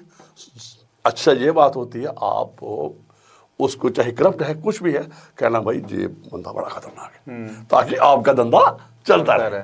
क्योंकि देखिए आप कहोगे एक विश्वास है हिंदू धर्म में, या कोई भी है मस्जिद में जाता है तो हम नाम लेते हैं, जो कुछ भी चर्च में जाते हैं, हम गुरुद्वारा में जाते हैं, तो किसी पे हम खुदा पे विश्वास करते हैं, यार यहाँ कोई है उसके बंदा। ऐसे ही जो बंदा और इंसाफ की कुर्सी पे बैठा है, पहले तो उसको भी अपने आप को ठीक लगना, तो दूसरे को भी समझना चाहिए। ज़्यादा क्रिटिसिज्म अगर आप करोगे, एक तो सिस्टम में वो आ जाएगी जो इंडिसिप्लिन आ जाएगा, और ये एक हेट्रेड हो जाएगा, और दूसरा क्या हो जाएगा, ट्रस्ट जो डेफिशिएंट हो जाएगा। ट्रस्ट कुछ लोगों को मजा आता है, कहते हैं ना स्टैटिस्टिक्स का प्लेजर लेते हैं कि इसमें एंजॉय करते हैं, लेकिन प्रैक्टिकली अगर देखो तो डैमेज भी कर रहे हैं कुछ लोग। जे वाला प्रोपोगंडा करके, या देखिए मैं क्या हुआ, जे वाला पैसा जो अभी पीछे एक आया कि उसके आउट हाउस से क्या हुआ, पैसा मिला, बर्निंग पैसा मिला। अभी ये देखिए, मैंने अभी आपने फेसबुक पेज पे लिखा, हाँ देखा मैंने आपने लिख सुनी मेरी बड़ी बात, एक ने लिखा, मुझे रोज लिखते, आज भी मुझे किसी ने भेजा कि आप जैसे आप भी मुझे कहोगे कि इस पे भी बात करो, करता हूँ। मैंने कहा भाई देखिए, एक सिस्टम बनाया है, इन हाउस कमेटी बनी है 1999 में, इसको फुल कोर्ट ने एक रिपोर्ट पहले आई, उन्होंने कहा क्या सिस्टम होना चाहिए। एक जो जुडिशरी में करप्शन है, वो खासकर हाई कोर्ट जो कॉन्स्टिट्यूशनल जिनको मैंडेट है कि उनको रिमूव नहीं किया जा सकता, एक प्रक्रिया है उसके तहत, तो अगर उनके खिलाफ FIR भी नहीं लग सकते, कुछ भी नहीं हो सकता, ये एक तरीका है जब तक वो पावर में है, सीट है। तो वो क्या है, उन्होंने कहा इन हाउस कमेटी बनाओ, अंदर से हम करेंगे इन्वेस्टिगेशन, और उसको आज तो इतना कह रहे हैं हमारे CJ साहब कह रहे हैं हम इसको पब्लिक करेंगे, और जो हमारे जो वकील लोग कह रहे हैं इसको मत पब्लिश करो। कपिल सिब्बल साहब ने कहा कि इसको मत पब्लिश करो, लोगों का ट्रस्ट जाएगा। नहीं, ये तो हम उस केस की तो बात हम करेंगे, उस केस पे हम लेटर ऑन आएंगे, बट उससे पहले मुझे ये जानना है सर कि आपका क्लीन स्लेट रहा है पूरा, आपका जुडिशरी में जो, नहीं देखिए, मैं कहूंगा, मैं नहीं जवाब दूंगा कि मैं क्लीन, नहीं आप नहीं दे रहे हो, मैं आपको बोल रहा हूँ कि मेरी रिसर्च के रिसर्च है, बाकी लोगों का पब्लिक ओपिनियन है ना, करेक्ट, वो पब्लिक ओपिनियन ही मैटर करता है। मैं सिर्फ ये चाहता हूँ कि जैसे आपका बहुत क्लीन अपना टेन्योर रहा है, साफ सुथरा रहा है, जहाँ आप गए वहाँ आपको प्यार बहुत मिला है, वो अच्छा रहा। मैं आज जो किसी अभी भी लोग किसी इंसान से बात करता हूँ, अभी भी याद करते हैं लोग, टाइम दिया होता है तो आपको याद करते हैं, प्यार करते हैं। इस बीच में आपने बहुत सारे लोगों को तंग भी किया होगा कि जाहिर है कि जो करप्ट पॉलिसीज अपनाते हैं उस तरीके से गलत चीज़ें जजमेंट, मतलब इन द सेंस कि क्या ऐसा कोई इफेक्ट पड़ा है इसका कि आपके ट्रांसफर्स हुए हो या नहीं ऐसा कुछ नहीं, ऐसा कुछ नहीं है, कुछ नहीं हुआ। और हमने जो भी किया, और ये देखिए, देखो आप ऑडियंस देते हो ना, अगर दोनों वकीलों को बराबर में, मेरे पास जहाँ पे आपको याद होगा ये जो अमनदीप मर्डर केस था, इसमें काफ़ी लोग इन्वॉल्व थे, बड़ा नागर सिंह जी वाले जहाँ जो मर्डर हुआ था, बड़ा हाई इसको प्रोफाइल केसेस में था। और उसके बाद एक सन्नी बाबा वाला, वो भी तो 2 केस थे ये कनेक्टेड, जिसमें वो कहते थे इतना लाख रुपया दिया गया किसको, जो आपका उस वक़्त जो सेंट्रल जेल का जो सुप्रीटेंडेंट जेल था, उसको भी एक वो भी कहते थे कि उसको पैसे दिए थे। उस केस में आप हमने पूरा अपॉर्चुनिटी दी किनको, जो भी जो डिफेंस था उसको भी, और बराबर में प्रोसिक्यूशन को भी। नागर सिंह वाला केस है, जो अमनदीप मर्डर केस है, इसमें हो गया कि एक, जैसा हमने पहले कहा था कि जो उनकी एक की बेल ली थी जागर सिंह की, तो उसमें ये बात आ गई भाई ये जो 2 विटनेस और रिकॉर्ड होंगे, उनका नाम था, तो उसके बाद जज साहब कंसिडर करेंगे बेल एप्लीकेशन किनकी, बाकी एक्यूज्ड की, जो भी एक्यूज्ड एप्लीकेशन देगा, जो भी मैं उस पर मैं। तो इनको लगा कि यार ये हमने जो विटनेस अगर जल्दी लाए कोर्ट में तो ये फिर इनको बेल मिल जाएगी जब इनकी स्टेटमेंट हो जाएगी। ऐसा नहीं होता। फिर हमने क्या, मैंने कहा स्टेट हमें कंसिडर करना, मेरिट डिस्क्रिप्शन तो हमने एक्सरसाइज करनी है, देनी बेल नहीं देनी। एक तो ये बात आ गई।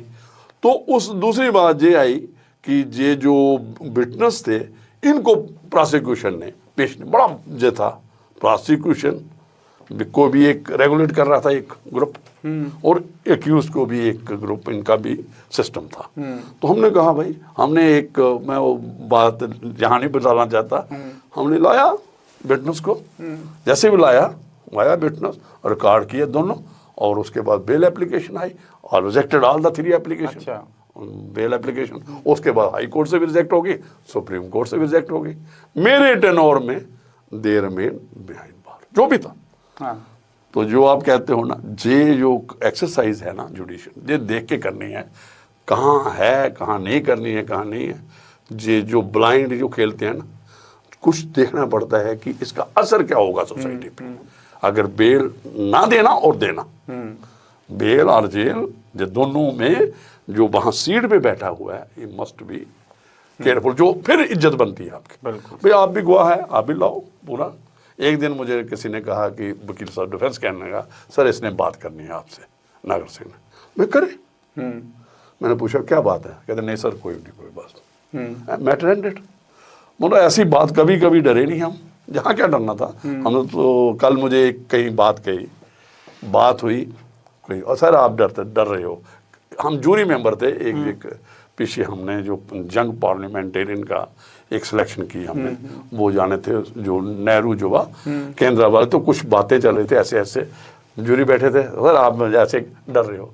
और मैं कहा यार आप क्या बात करते हो, कोई बात किसी ने कही जो ऐसे ही कैजुअल जैसे हम बात कर रहे हैं, तो हम तो रिकॉर्ड भी हो रही है, तो ऐसे क्या उसने, मैं कहा सुनो मेरी बात है, तूने मैंने जसीर मलिक के केस में चार्ज लगाया है 32 ईयर्स के बाद, और मेरी उससे डायरेक्ट बात होती थी। उसने एक बार कहा सर आप प्रोसिक्यूशन का काम कर रहे हो, मैंने कहा वो प्राइम एजेंसी CBI है, उसको करने के लिए I am doing my job, और मुझे एक्सपीरियंस है, जो मेरी जो वकालत भी मैंने किया और मुझे एक्सपीरियंस, मैंने क्या करना है और मेरिट पे करना है।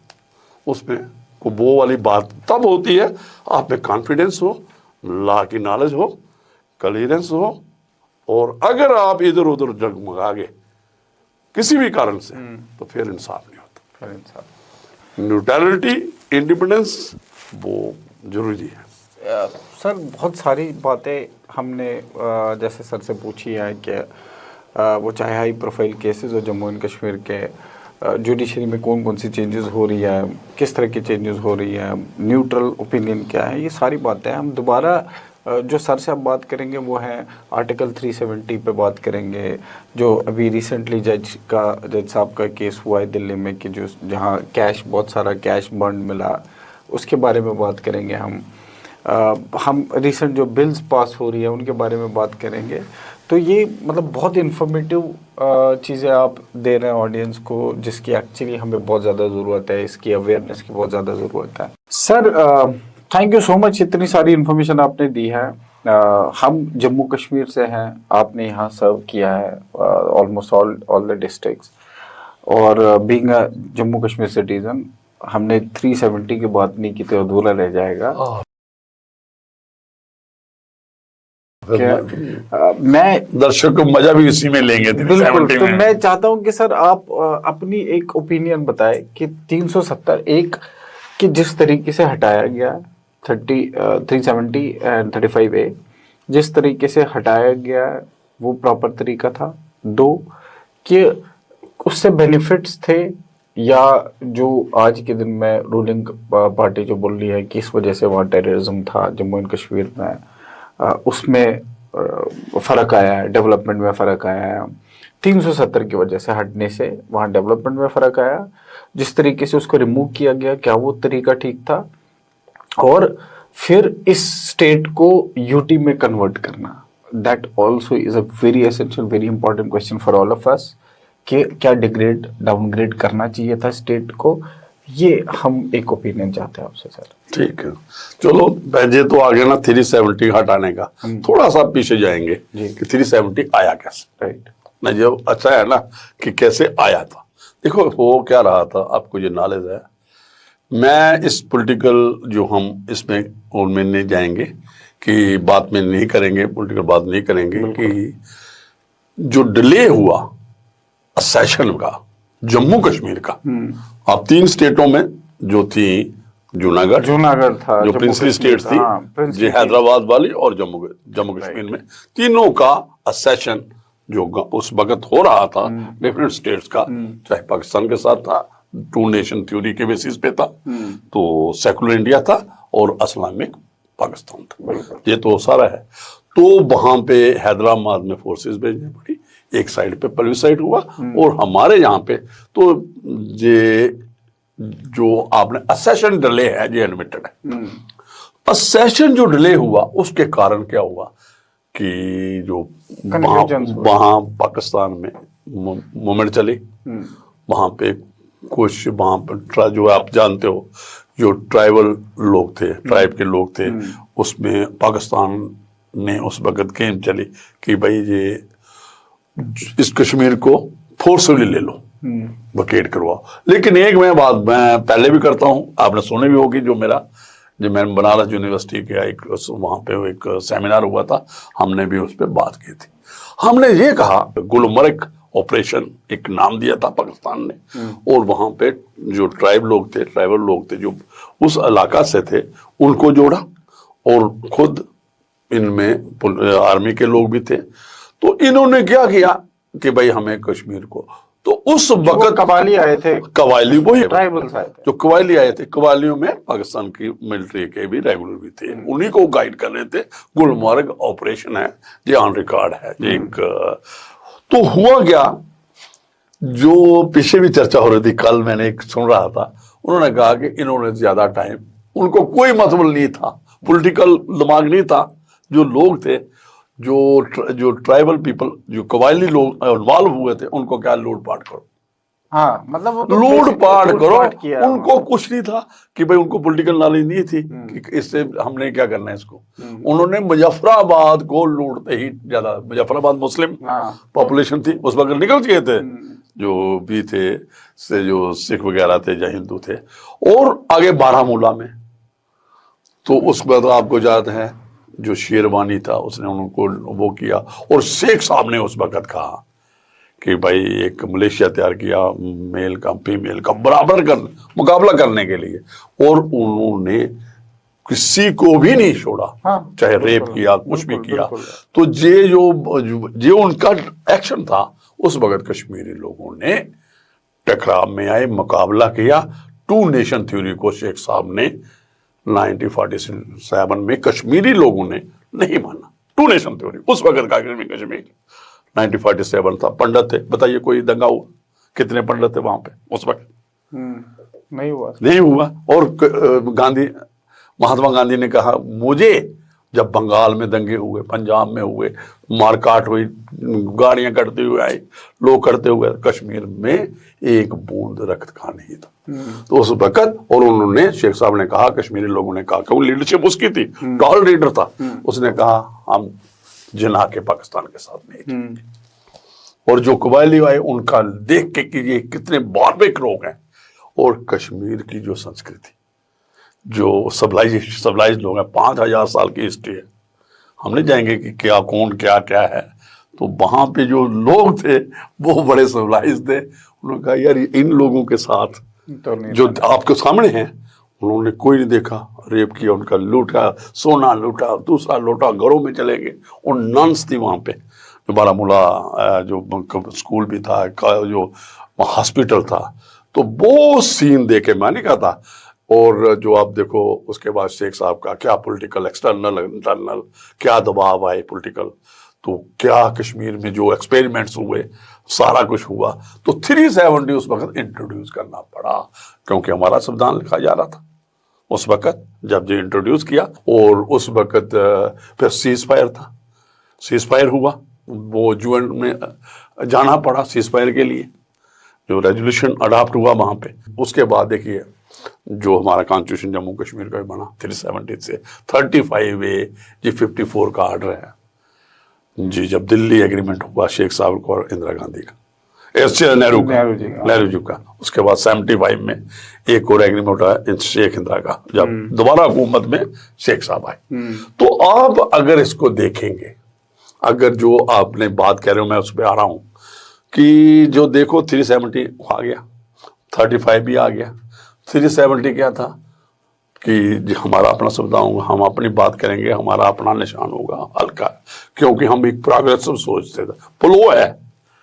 और जो शेख साहब ने किया, जो सभी लैंड टू टिलर्स, खात्मा चकदारी, बिग लैंड, मतलब प्रोग्रेसिव सोच थी जहाँ पे, तो ये जो कम्युनलाइजेशन, जहाँ कोई वो वाला कि ये हिंदू है मुस्लिम है, वो जो कश्मीर वो था, जम्मू कश्मीर वो था, हमने जो अडॉप्ट किया वो सेकुलर किया जो उस वक्त। लेकिन कोई कारण थे आगे जो डेवलपमेंट हुई तो 370 का इसको डिल्यूट हो गया चुका था।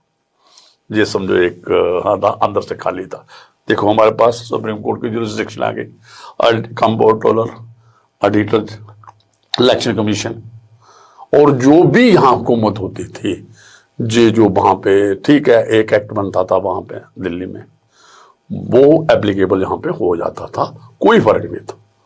तो कोई कहते थे कि हाँ जो आपने अभी बात की कि इसको जो क्या आप, मेरा क्या ओपिनियन है कि इसको ठीक तरीके से इन्होंने, मेरा कहने का मतलब है कि जो अडॉप्ट किया प्रोसीजर, एक तरीका के 370 आर्टिकल 370 हटाना, हमारी कोई प्रोटेक्शन ली गई हमसे, दूसरा इसका अडॉप्ट जिस तरह किया गया था वो ठीक था, और क्या उसका लेना देना आर्टिकल 370 का लेना देना प्रोग्रेस से कुछ है कि नहीं? देखिए आर्टिकल 370 है, इसकी एक सब क्लास आप पढ़ोगे ना 3, जिसकी यूज किया, एक्सरसाइज किया, और इसमें थोड़ा सा पॉइंट है जो आर्टिकल 370 की सब क्लास, सब सेक्शन 3 कह सकते हो आप, क्लास ही कह लो, उसमें खुद ही लिखा है, और ऊपर उसका टाइटल क्या है, टेम्परेरी एंड ट्रांजिशनल प्रोविजन। जब आप कॉन्स्टिट्यूशन को पढ़ोगे उसमें लिखा है टेम्परेरी, तो फिर नीचे लिखा है कि इसको President of India by resolution कर सकता है क्या था लफ्ज, ये थोड़ा सा एक जो सुप्रीम कोर्ट ने जजमेंट दी है उसमें कहा था कि कॉन्स्टिट्यूएंट असेंबली जिसने संविधान हमारा ड्राफ्ट किया था, जो कॉन्स्टिट्यूएंट असेंबली जैसे इंडिया में भी जो अंबेडकर साहब के उसमें रहनुमाई में जो हमारा संविधान लिखा गया, वो कहते थे उसमें था कि कॉन्स्टिट्यूएंट असेंबली रिकमेंड करेगी तब होगा। तो उसने कहा कॉन्स्टिट्यूएंट असेंबली तो रिडेंडेंट हो चुकी है, खत्म हो चुकी है after having draft of the constitution, है ही नहीं, कैसे करोगे। फिर क्या किया गवर्नमेंट ऑफ इंडिया ने, एक होता है आर्टिकल 367 जो कॉन्स्टिट्यूशन का है, उसमें है इंटरप्रिटेशन की बात, तो फिर उन्होंने 272 एक सीओ निकाला जो एक वो 5 अगस्त को निकाला हुआ, उसमें कहा 367 में कि जो कॉन्स्टिट्यूएंट जहां पे लिखा है ये असेंबली, तो इसको हम लेजिस्लेटिव असेंबली समझेंगे। ये एक रेजोल्यूशन अडॉप्ट हो गया, पार्लियामेंट में पास हो गया जी। उसके बाद हो गया, देखिए 367 को इन्वोक किया। मैं आगे आऊंगा, सुप्रीम कोर्ट ने ये वाली बात कहा, इसी अल्ट्रा वायलेंस ये गलत है, जो ये एक्सरसाइज की 367 इन्वोक किया, that is wrong, that is not in accordance with constitution provision, नहीं हो सकता था 367। लेकिन अदरवाइज उन्होंने कहा, सुप्रीम कोर्ट ने कहा कि प्रेसिडेंट के पास पावर है। बट आप सुप्रीम कोर्ट, जैसे सुप्रीम कोर्ट ने बोला ये तरीका तो गलत है, ये तरीका ठीक हो सकता था, नहीं कौन सा, नहीं देखिए ये प्रेसिडेंट ऑफ इंडिया के पास पावर है, बिल्कुल। उन्होंने बोला कि जिस तरह आपने किया ये तो ठीक नहीं था, बट ये तरीका ठीक था इसको करने का, ऐसे ही बोला था सुप्रीम कोर्ट, उन्होंने कहा बिल्कुल ऐसा। बट सुप्रीम कोर्ट का जजमेंट ये होना चाहिए था, नहीं ये तरीका गलत है। तरीका कौन सा ठीक होता है वो सुप्रीम कोर्ट का उसमें था। देखिए जो सुप्रीम कोर्ट का कंसर्न जो है, जैसे मैं आपको कह दूंगा कि मेरा आज बात करने का है लीगल कॉन्स्टिट्यूशनल जो मैंडेट है मेरे मुताबिक है, मैं उसके बारे में पॉलिटिकल बात, मेरा कोई भी वर्षन नहीं प्रेजुडिस होगा, नहीं बियास्ड होगा कि मैं जम्मू से हूं आप कश्मीर से हैं, कि आप कश्मीर वाली बात करोगे, हम बताएंगे कानून क्या कहता है, फिर मैं दोनों साइड से बता सकता हूं, ऐसी कोई बात नहीं है। देखिए हुआ क्या, 367 उन्होंने कहा इन्वोक नहीं, गलत किया, लेकिन साइमल्टेनियस ने उन्होंने कहा कि यार ये क्या है, हमारा कॉन्स्टिट्यूशन जो है लाइव है, वाइब्रेंट है, तो ये अगर कॉन्स्टिट्यूंट असेंबली नहीं होगी तो क्या प्रेसिडेंट अपनी एक्सरसाइज नहीं पावर कर सकता।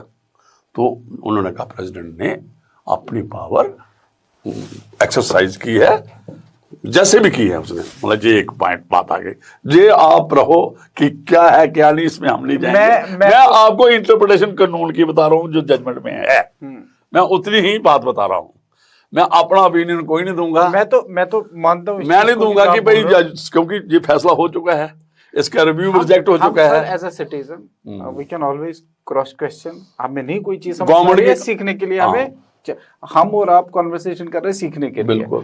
तो गवर्नमेंट ऑफ इंडिया ने कोई रेजोल्यूशन पास किया, उन्होंने बोला कॉन्स्टिट्यूएंट असेंबली नहीं है, लेजिस्लेटिव असेंबली बना के हम करेंगे। उन्होंने 367 ने वो किया। हाँ। सुप्रीम कोर्ट ने कहा कि गलत एक्सरसाइज है। अब आपने जो इसको रिमूव किया है वो गलत एक्सरसाइज से किया, ये तरीका ठीक हो सकता है तो प्रेसिडेंट ऑफ इंडिया कर can would have exercise the power at its own. हाँ, बट जो अडॉप्टेड तरीका था वो गलत था। ठीक है ना सर, मतलब इंटरप्रिटेशन। हाँ, जो सुप्रीम कोर्ट ने कहा कि गवर्नमेंट ऑफ इंडिया ने गलत किया है, ये तरीका है somehow बट यही मेरा इंटेंशन है कि इसको क्लैरिटी से हम हाँ, अपनी व्यूअर्स को समझाया करेगा। दूसरा, क्या 370 हटा और आज गवर्नमेंट ऑफ इंडिया बोलती है कि जम्मू एंड कश्मीर में प्रोग्रेस है। मतलब नहीं, पहले इसमें आ जाओ ना, एक और इसके जो आपने ड्यूटी भी बात की, टू ड्यूटी बन सकता है या नहीं बन नहीं, सकता? वो हम उसके बात करेंगे। अच्छा प्लीज। प्रोग्रेस कि 370 जो है 370 हटने से अब प्रोग्रेस हुई है। देखिए, ये 370 हटने से प्रोग्रेस या टेररिज्म का कोई फर्क या दूसरा कोई फर्क है? कुछ नहीं होता। लाभ वही रहता है। कोई लाभ में बताइए क्या है? लाभ वही है। J&K रीऑर्गेनाइजेशन एक्ट से हम रेगुलेट हो रहे हैं, जो हमारी ड्यूटी 2 हैं, ये हम रेगुलेट हो रहे हैं। Jammu and Kashmir J&K reorganisation, उसमें सारा प्रोसीजर है, जैसा सब कुछ है। तो ये जो लॉ चेंज होने वाला है उससे कुछ नहीं होता। हाँ, आप गवर्नमेंट ऑफ इंडिया जहां के लोग, क्या ये मुतफिक हैं? क्या इनमें ट्रस्ट है? ट्रस्ट है नहीं, देखो, वी रिक्वायर्स ट्रस्ट। और डेमोक्रेसी में क्या है? एक ट्रस्ट है, करेक्ट, एक विश्वास है। सही। क्या वो बाकी ये जो प्रक्रिया है, कानून की प्रक्रिया है, सुप्रीम कोर्ट ने क्या, गवर्नमेंट ऑफ इंडिया ने क्या किया, वो अलग मसला है। देखिए, क्या चेंज आप कहोगे कि इसमें जो लोग, जो दूसरे लोग हैं, कहते हैं दूध की ये नदियां बहेंगी, वो कहाँ हैं? जो लोग दूसरे लोग हैं, कहाँ हो जाएगा? ये हो जाएगा। और टेररिज्म भी इस 370 के साथ कोई लेना देना नहीं, कुछ भी नहीं है इसके साथ, क्योंकि ये स्पॉन्सर्ड था।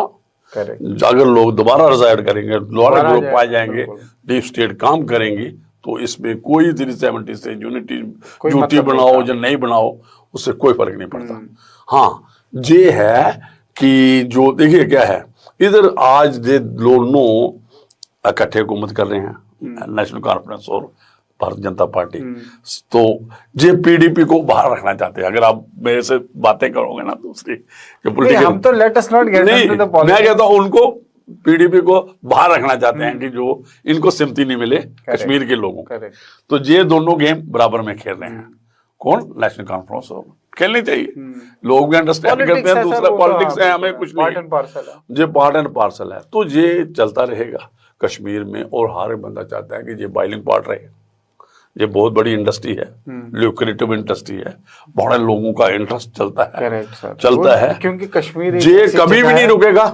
चाहे आप 370 इसको कर दो, 350 से 35 निकाल दो, कुछ भी कर दो इसका। हाँ, मैं ये बात कहूंगा कि जो कश्मीर सेंट्रिक पॉलिटिशियन थे, ये भी बहुत रिजिड थे। इनका होता क्या था, जो लीडर वो होता है रीजन बेस्ड। ना मैं वो नहीं, रिजिड मतलब रीजन बेस्ड जो थे, रिजिड बेस्ड नहीं। देखिए, ये सुपरफिशियल थे। कौन? लीडरशिप जो कश्मीर की है। उन्होंने कहा, शेख साहब आपके साथ कितने हैं उस वक्त? 40 लाख। बख्शी साहब आपके साथ कितने हैं? 40 लाख। लोगों पे एक्सपेरिमेंट हो गया, लोगों का इंडिपेंडेंट ओपिनियन कभी नहीं आया। सारे जो दिल्ली ने चाहा उनको लीडरशिप तैयार की, उनके इर्द गिर्द घूमते रहे, कभी भी ग्रास रूट पे नहीं गए। हमने कहा था, अभी भी ये नहीं करेंगे। मैं एक बात बता दूं, हमने कहा था, एक बात आई, हमने कहा पंचायत की इलेक्शन करवाओ, लोकल बॉडीज की इलेक्शन कराओ, आपको पता चल जाए ग्रास रूट पे डिसेंट्रलाइज हो जाएगी पॉलिटिक्स जो है। आज जो एमएलए जो मंत्री बन गए हैं, ये ठीक है, इनका भी काम अलग है। तो आप 73, 74 अमेंडमेंट है, क्यों जम्मू कश्मीर में इफेक्टिव नहीं करते?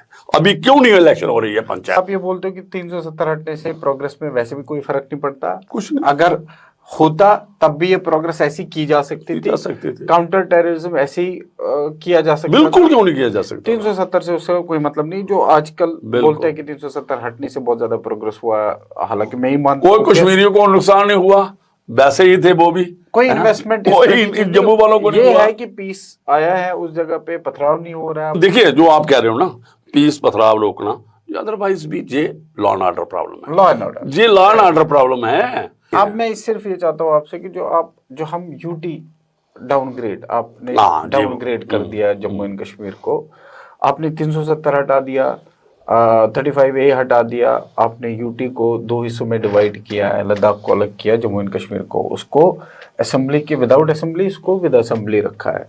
आप ने जो है पावर्स है नहीं सीएम के पास एज सच, जैसे होने चाहिए, जैसे स्टेट में होते हैं।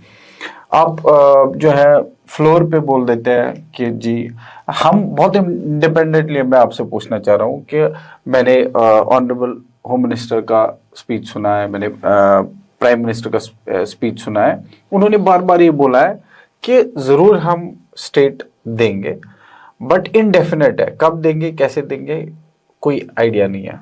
मैं एज अ आपको, क्योंकि आप जुडिशरी से ताल्लुक़ रखते हैं, मैं आपसे ये जानना चाहता हूँ कि जब सुप्रीम कोर्ट ने इंटरवीन किया था इलेक्शंस के लिए और जम्मू कश्मीर को एज स्टेट देने के लिए, जुडिशरी का स्टैंड उस टाइम क्या रहा, क्या होना चाहिए था आपके अकॉर्डिंग? कि जैसे उन्होंने बोला कि हाँ इलेक्शन आप करा दो सितंबर से पहले, उन्होंने बोला है कि स्टेटहुड भी बहाल करो, बट स्टेटहुड के लिए उन्होंने एज सच स्पेसिफिक टाइमलाइन नहीं दी। उन्होंने सितंबर इलेक्शन बोला, स्टेटहुड भी करो आप, इस पे आप चर्चा करें, ये एक डेफिनेट हो सकता था भाई इस टाइम ड्यूरेशन के बीच में, वो सुप्रीम कोर्ट की रिस्पॉन्सिबिलिटी थी, ऐसा हुआ नहीं है।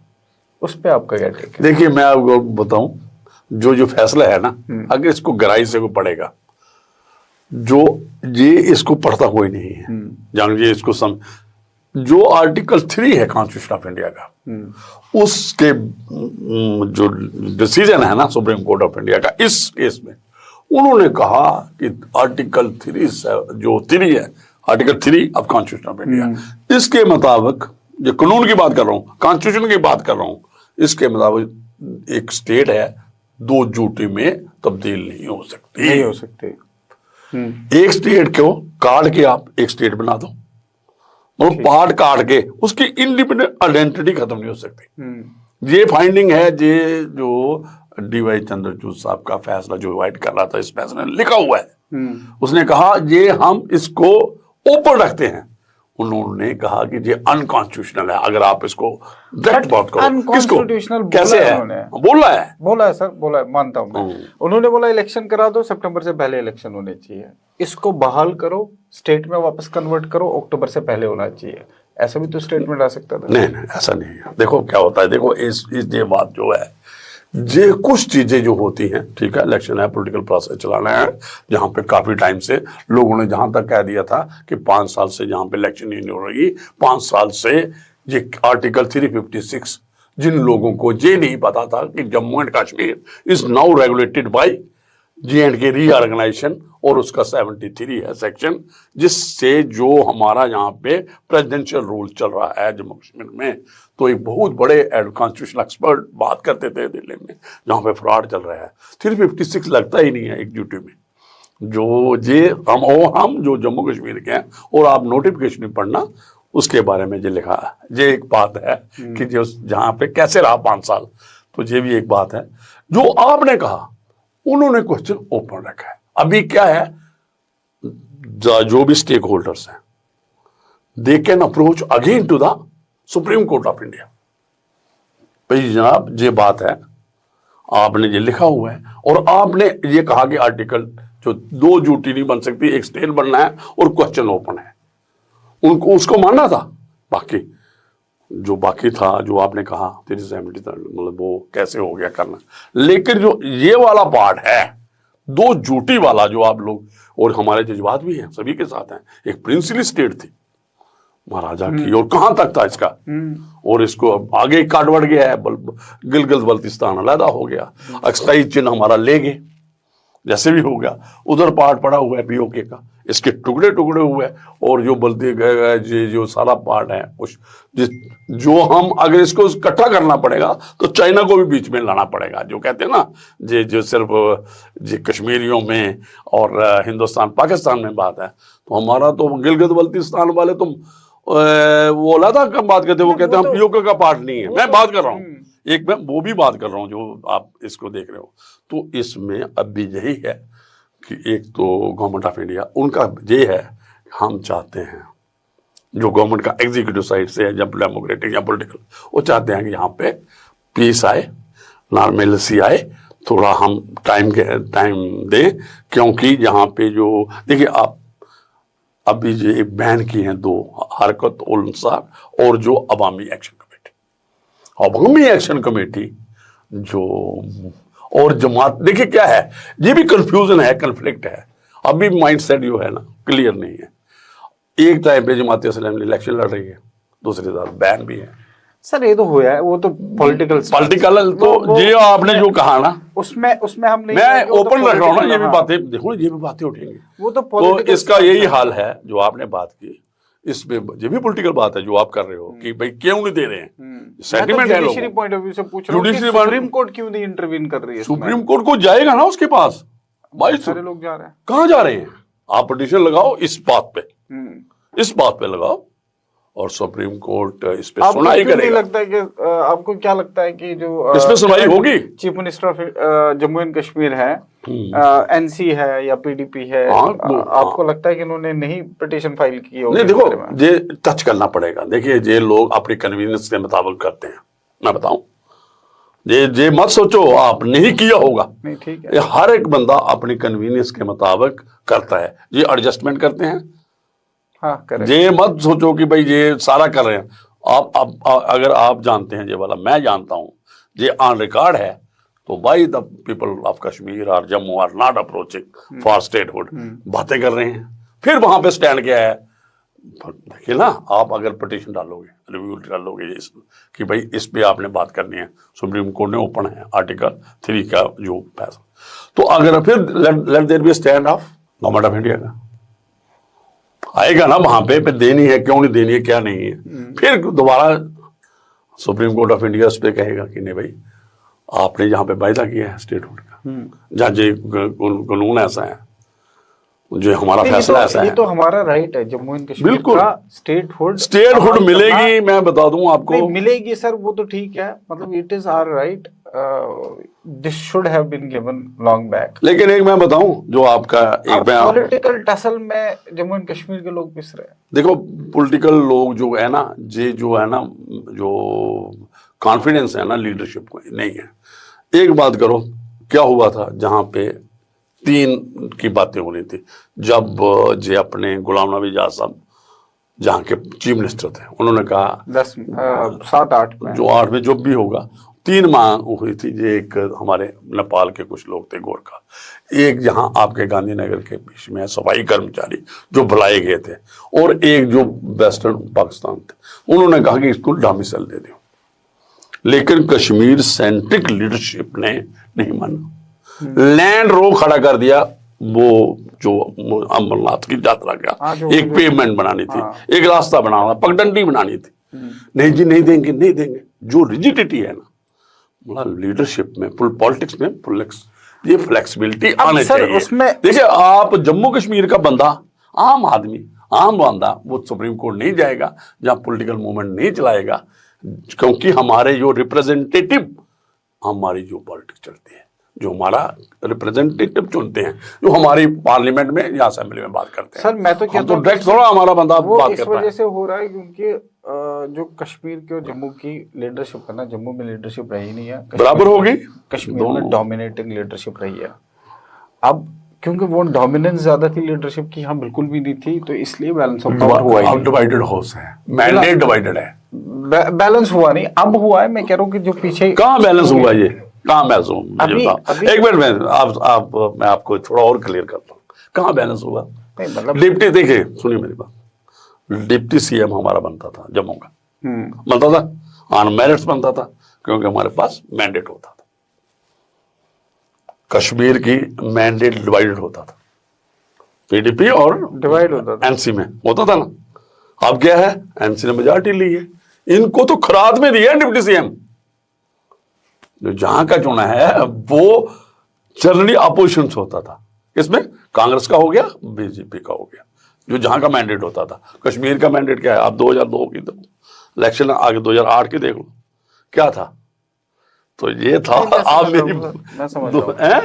तो ये अगर आप इस हिसाब से जाओ, अभी क्या है, अभी ये कन्वीनियंस की पॉलिटिक्स कर रहे हैं। अब सर हम पॉलिटिक्स में ना जाते हैं, सिर्फ ये बोलते हैं कि जो statehood let the people approach to the, ये हमारे साथ गलत हुआ है और लोगों को सुप्रीम कोर्ट जाना चाहिए, उसके हक बस वापस ले यही जाना हाल है। ये हल वापस आपने एग्जीक्यूटिव साइड पे छोड़ दो, लेट द एग्जीक्यूटिव जहाँ पॉलिटिकल लोग जो भी इनकमेंट है, Supreme court should be approached, जो भी इस जजमेंट के मुताबिक पार्टी सामने आएगी और बात करेंगे। ये क्या करते हैं, पहले जाते हैं 370 का पूरा रिव्यू जजमेंट का मांगते हैं। भाई ये वाला पार्ट मांगो, we are concerned with now statehood, demand तो स्टेटहुड की है ना, जो आपने कहा, जो आपने रेज किया, इतने तक जाओ, ये बिल्कुल क्लियर जजमेंट है इसमें। आर्टिकल 3 के तो जो स्टेटहुड की बात उन्होंने कहा देने की।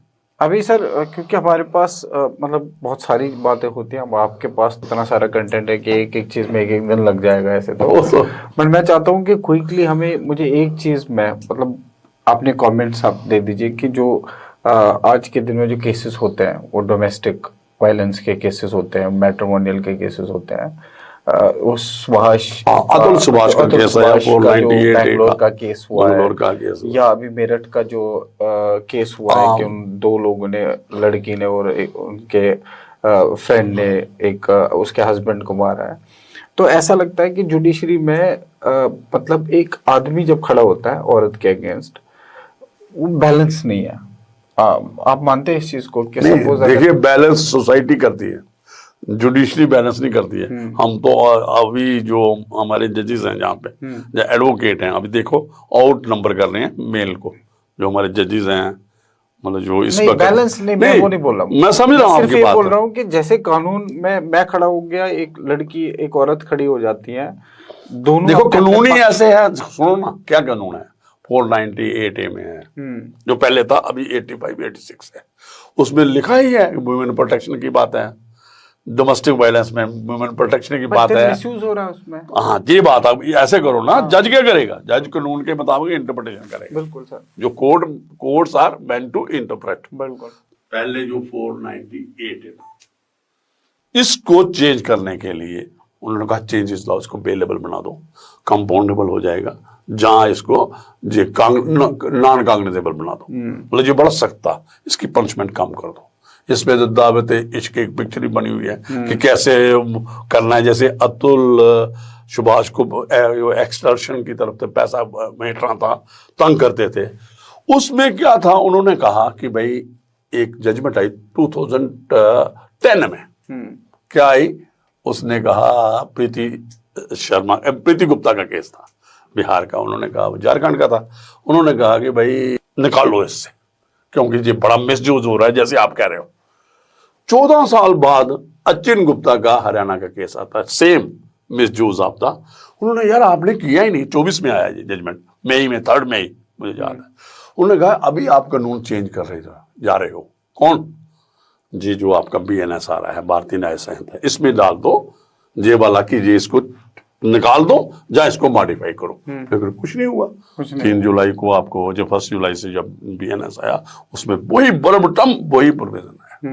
तो जो पहले कानून होगा, कौन की जज साहब ने क्या करना है, जज साहब ने इम्प्लीमेंटेशन, उसने इंटरप्रिटेशन इम्प्लीमेंटेशन, मिसयूज हो रहा है। इसका एक ही है, हम एक तरफ कहते हैं कि जेंडर न्यूट्रल सोसाइटी है, होने चाहिए, और दूसरे साइड से वीमेन को स्ट्रांग कर देते हैं, स्ट्रांग। और जो मेरठ का केस है या दूसरे केस देखते हो, जहां जो और क्राइम में इन्वॉल्वमेंट हायर ग्राफ जा रहा है वीमेन का, राइट, चाहे वो मैट्रिमोनियल केसेस हैं, जो बहुत सारे ऐसे केस जहां पे ये मर्डर जो हुआ, उसने मतलब उसको अपने पति को ही मार दिया, शबनम वाला पूरी फैमिली ही मार दी, करेक्ट। तो ये वाला बढ़ता जा रहा है, हाँ, जो क्राइम बढ़ता है। हाँ, ये ठीक है। मैं एक बात बताऊं, जो कानून बनता है, ये लास्ट मैन जो कॉमन होता है ना, आम कॉमन, गांव में क्या हो रहा है, फार फ्लंग, उसको कंसिडर करके लिए जो ये मॉडर्नाइजेशन सिस्टम है ना, दिल्ली में क्या हुआ, चंडीगढ़ में क्या हुआ, जम्मू में, सिटी में क्या हुआ, उसको कंसिडर नहीं करते। अभी भी एक बैलेंस स्टॉक करना पड़ेगा। अभी भी हमारी जो वीमेन फोक है, अभी भी पड़ताड़त है, बिल्कुल, है ना, बिल्कुल। वहां जहाँ पे 498 की जरूरत है, वहाँ करना। आप देख लो सोसाइटी, देखो लो जो पारपलंग एरिया में ट्राइबल लोग हैं। अब सर जैसे केस हो जाता है, अब अतुल सुभाष का केस हुआ, केस चला, ट्रायल चला, वो औरत को जेल हुई, बेल हुई, बच्चा जो उसने वीडियो में बोला कि कस्टडी मेरे माँ बाप को चाहिए, वो बच्चे की भी कस्टडी उसी को है, वो जज बंदा चला गया, एक मतलब मैट्रिमोनियल सारा खत्म हो गया, जज ने सब कुछ, केस रफा दफा हो गया और सिर्फ वो इंसान मरा और उसमें सुनवाई कभी कुछ हुई नहीं। तो जी देखिए, ये एक न्याय प्रक्रिया है, प्रोसीजर भी है, लॉ भी है, इसको एक सेंसिटाइजेशन होना चाहिए, बिल्कुल एक जो अवेयरनेस प्रोग्राम, एजुकेशनल प्रोग्राम होना चाहिए।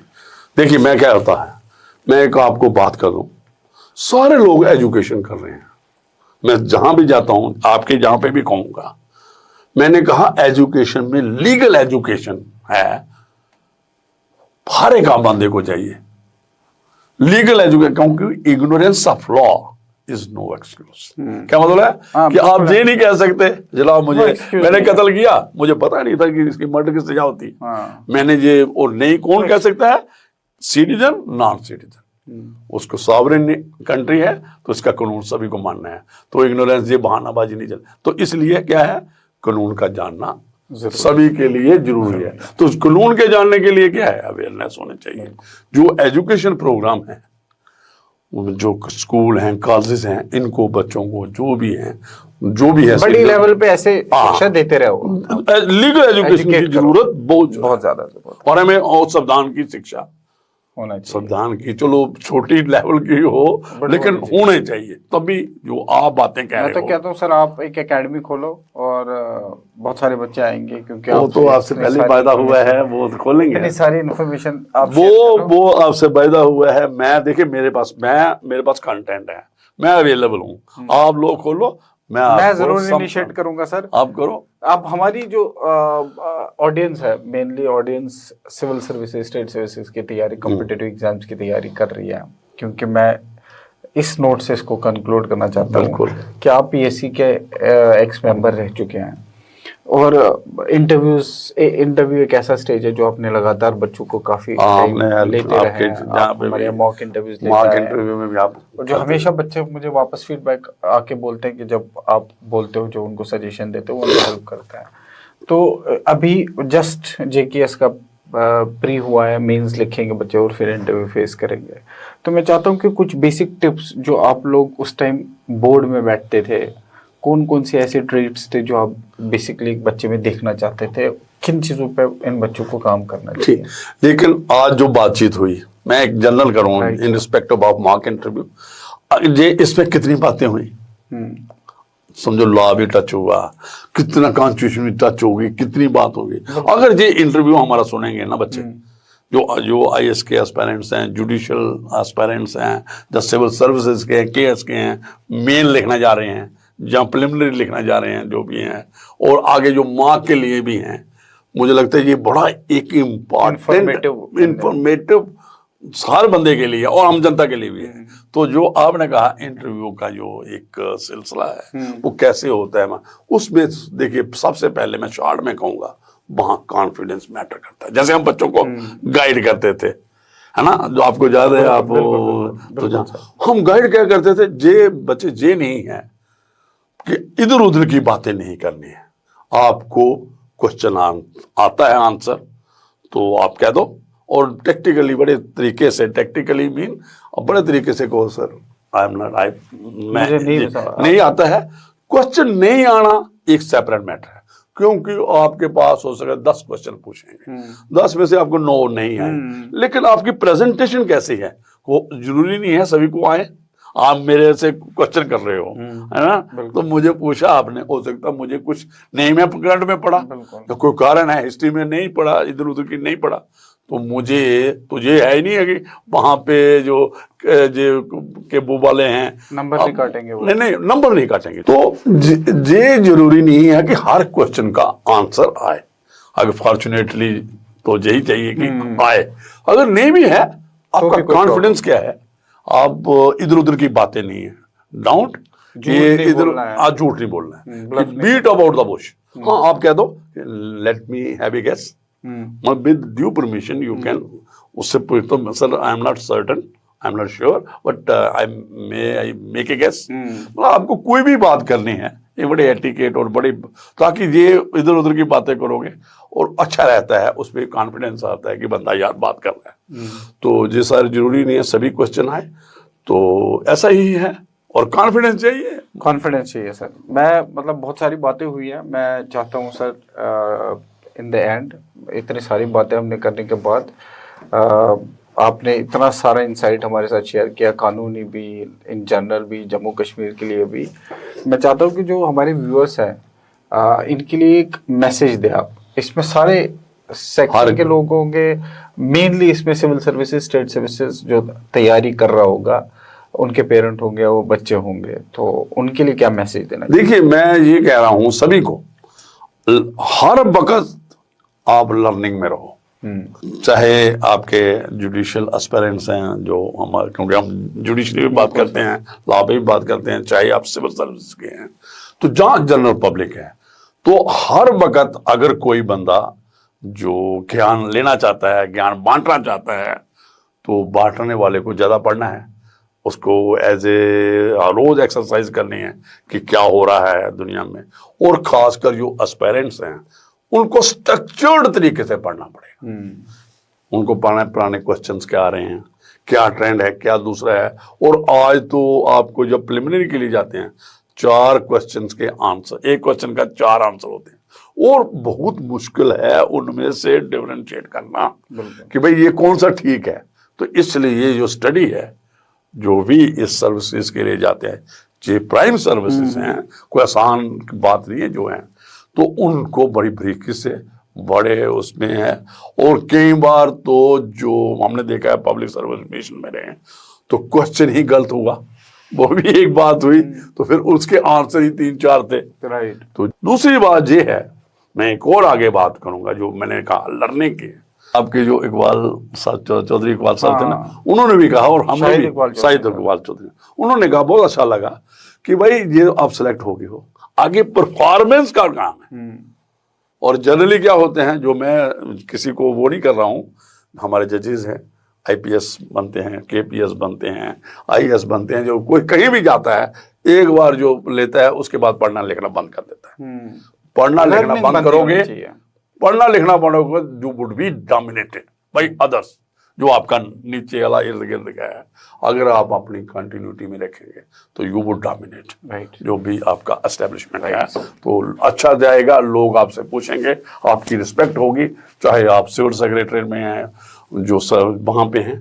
तो learning should continue, right, consistency and continuity must be in learning, always a student of. हाँ बिल्कुल सर। ये हमारे साथ आज जुड़े हुए थे, जैसे मैंने पहले आप लोगों को इंट्रोडक्शन में बताया, मेरे खुद के गाइड रहे हैं इन्होंने, मैं थ्रू आउट इनसे सीखता आया हूँ। आज जो हमारे कॉन्वर्सेशंस हुई है, आई एम श्योर ये वो चाहे कोई जुडिशरी की तैयारी कर रहा हो, जुडिशरी एग्ज़ाम्स ऑलरेडी क्रैक किया, वो सर्विसेज में हो, यूपीएससी स्टेट सर्विसेज में हो, या तैयारी कर रहा हो, बहुत ही इन्फॉर्मेटिव एक हमने आज सर से बहुत सारी इन्फॉर्मेशन ली है। और मैं उम्मीद करता हूँ कि ये सारे, जैसे मैंने आप लोगों को पहले भी प्रॉमिस किया था कि मैं इसको हर लेवल पे आप करता रहूँगा, आप लोगों को नॉलेज की इंटेंसिटी आपको बढ़ाता जाऊँगा। आज जैसे सर ने कहा कि आप सारे लोगों से, जो सर का मैसेज है वो ये है कि आप लोगों को कंटिन्यूटी बनाते रहना चाहिए, और आपको लर्निंग का प्रोसेस कभी रोकना नहीं चाहिए। वो चाहे आप सर्विसेज में हो, आप सर्विसेज में जाना चाह रहे हो, या जिस भी लेवल पे हो, मरते दम तक आपको सीखना छोड़ना नहीं चाहिए।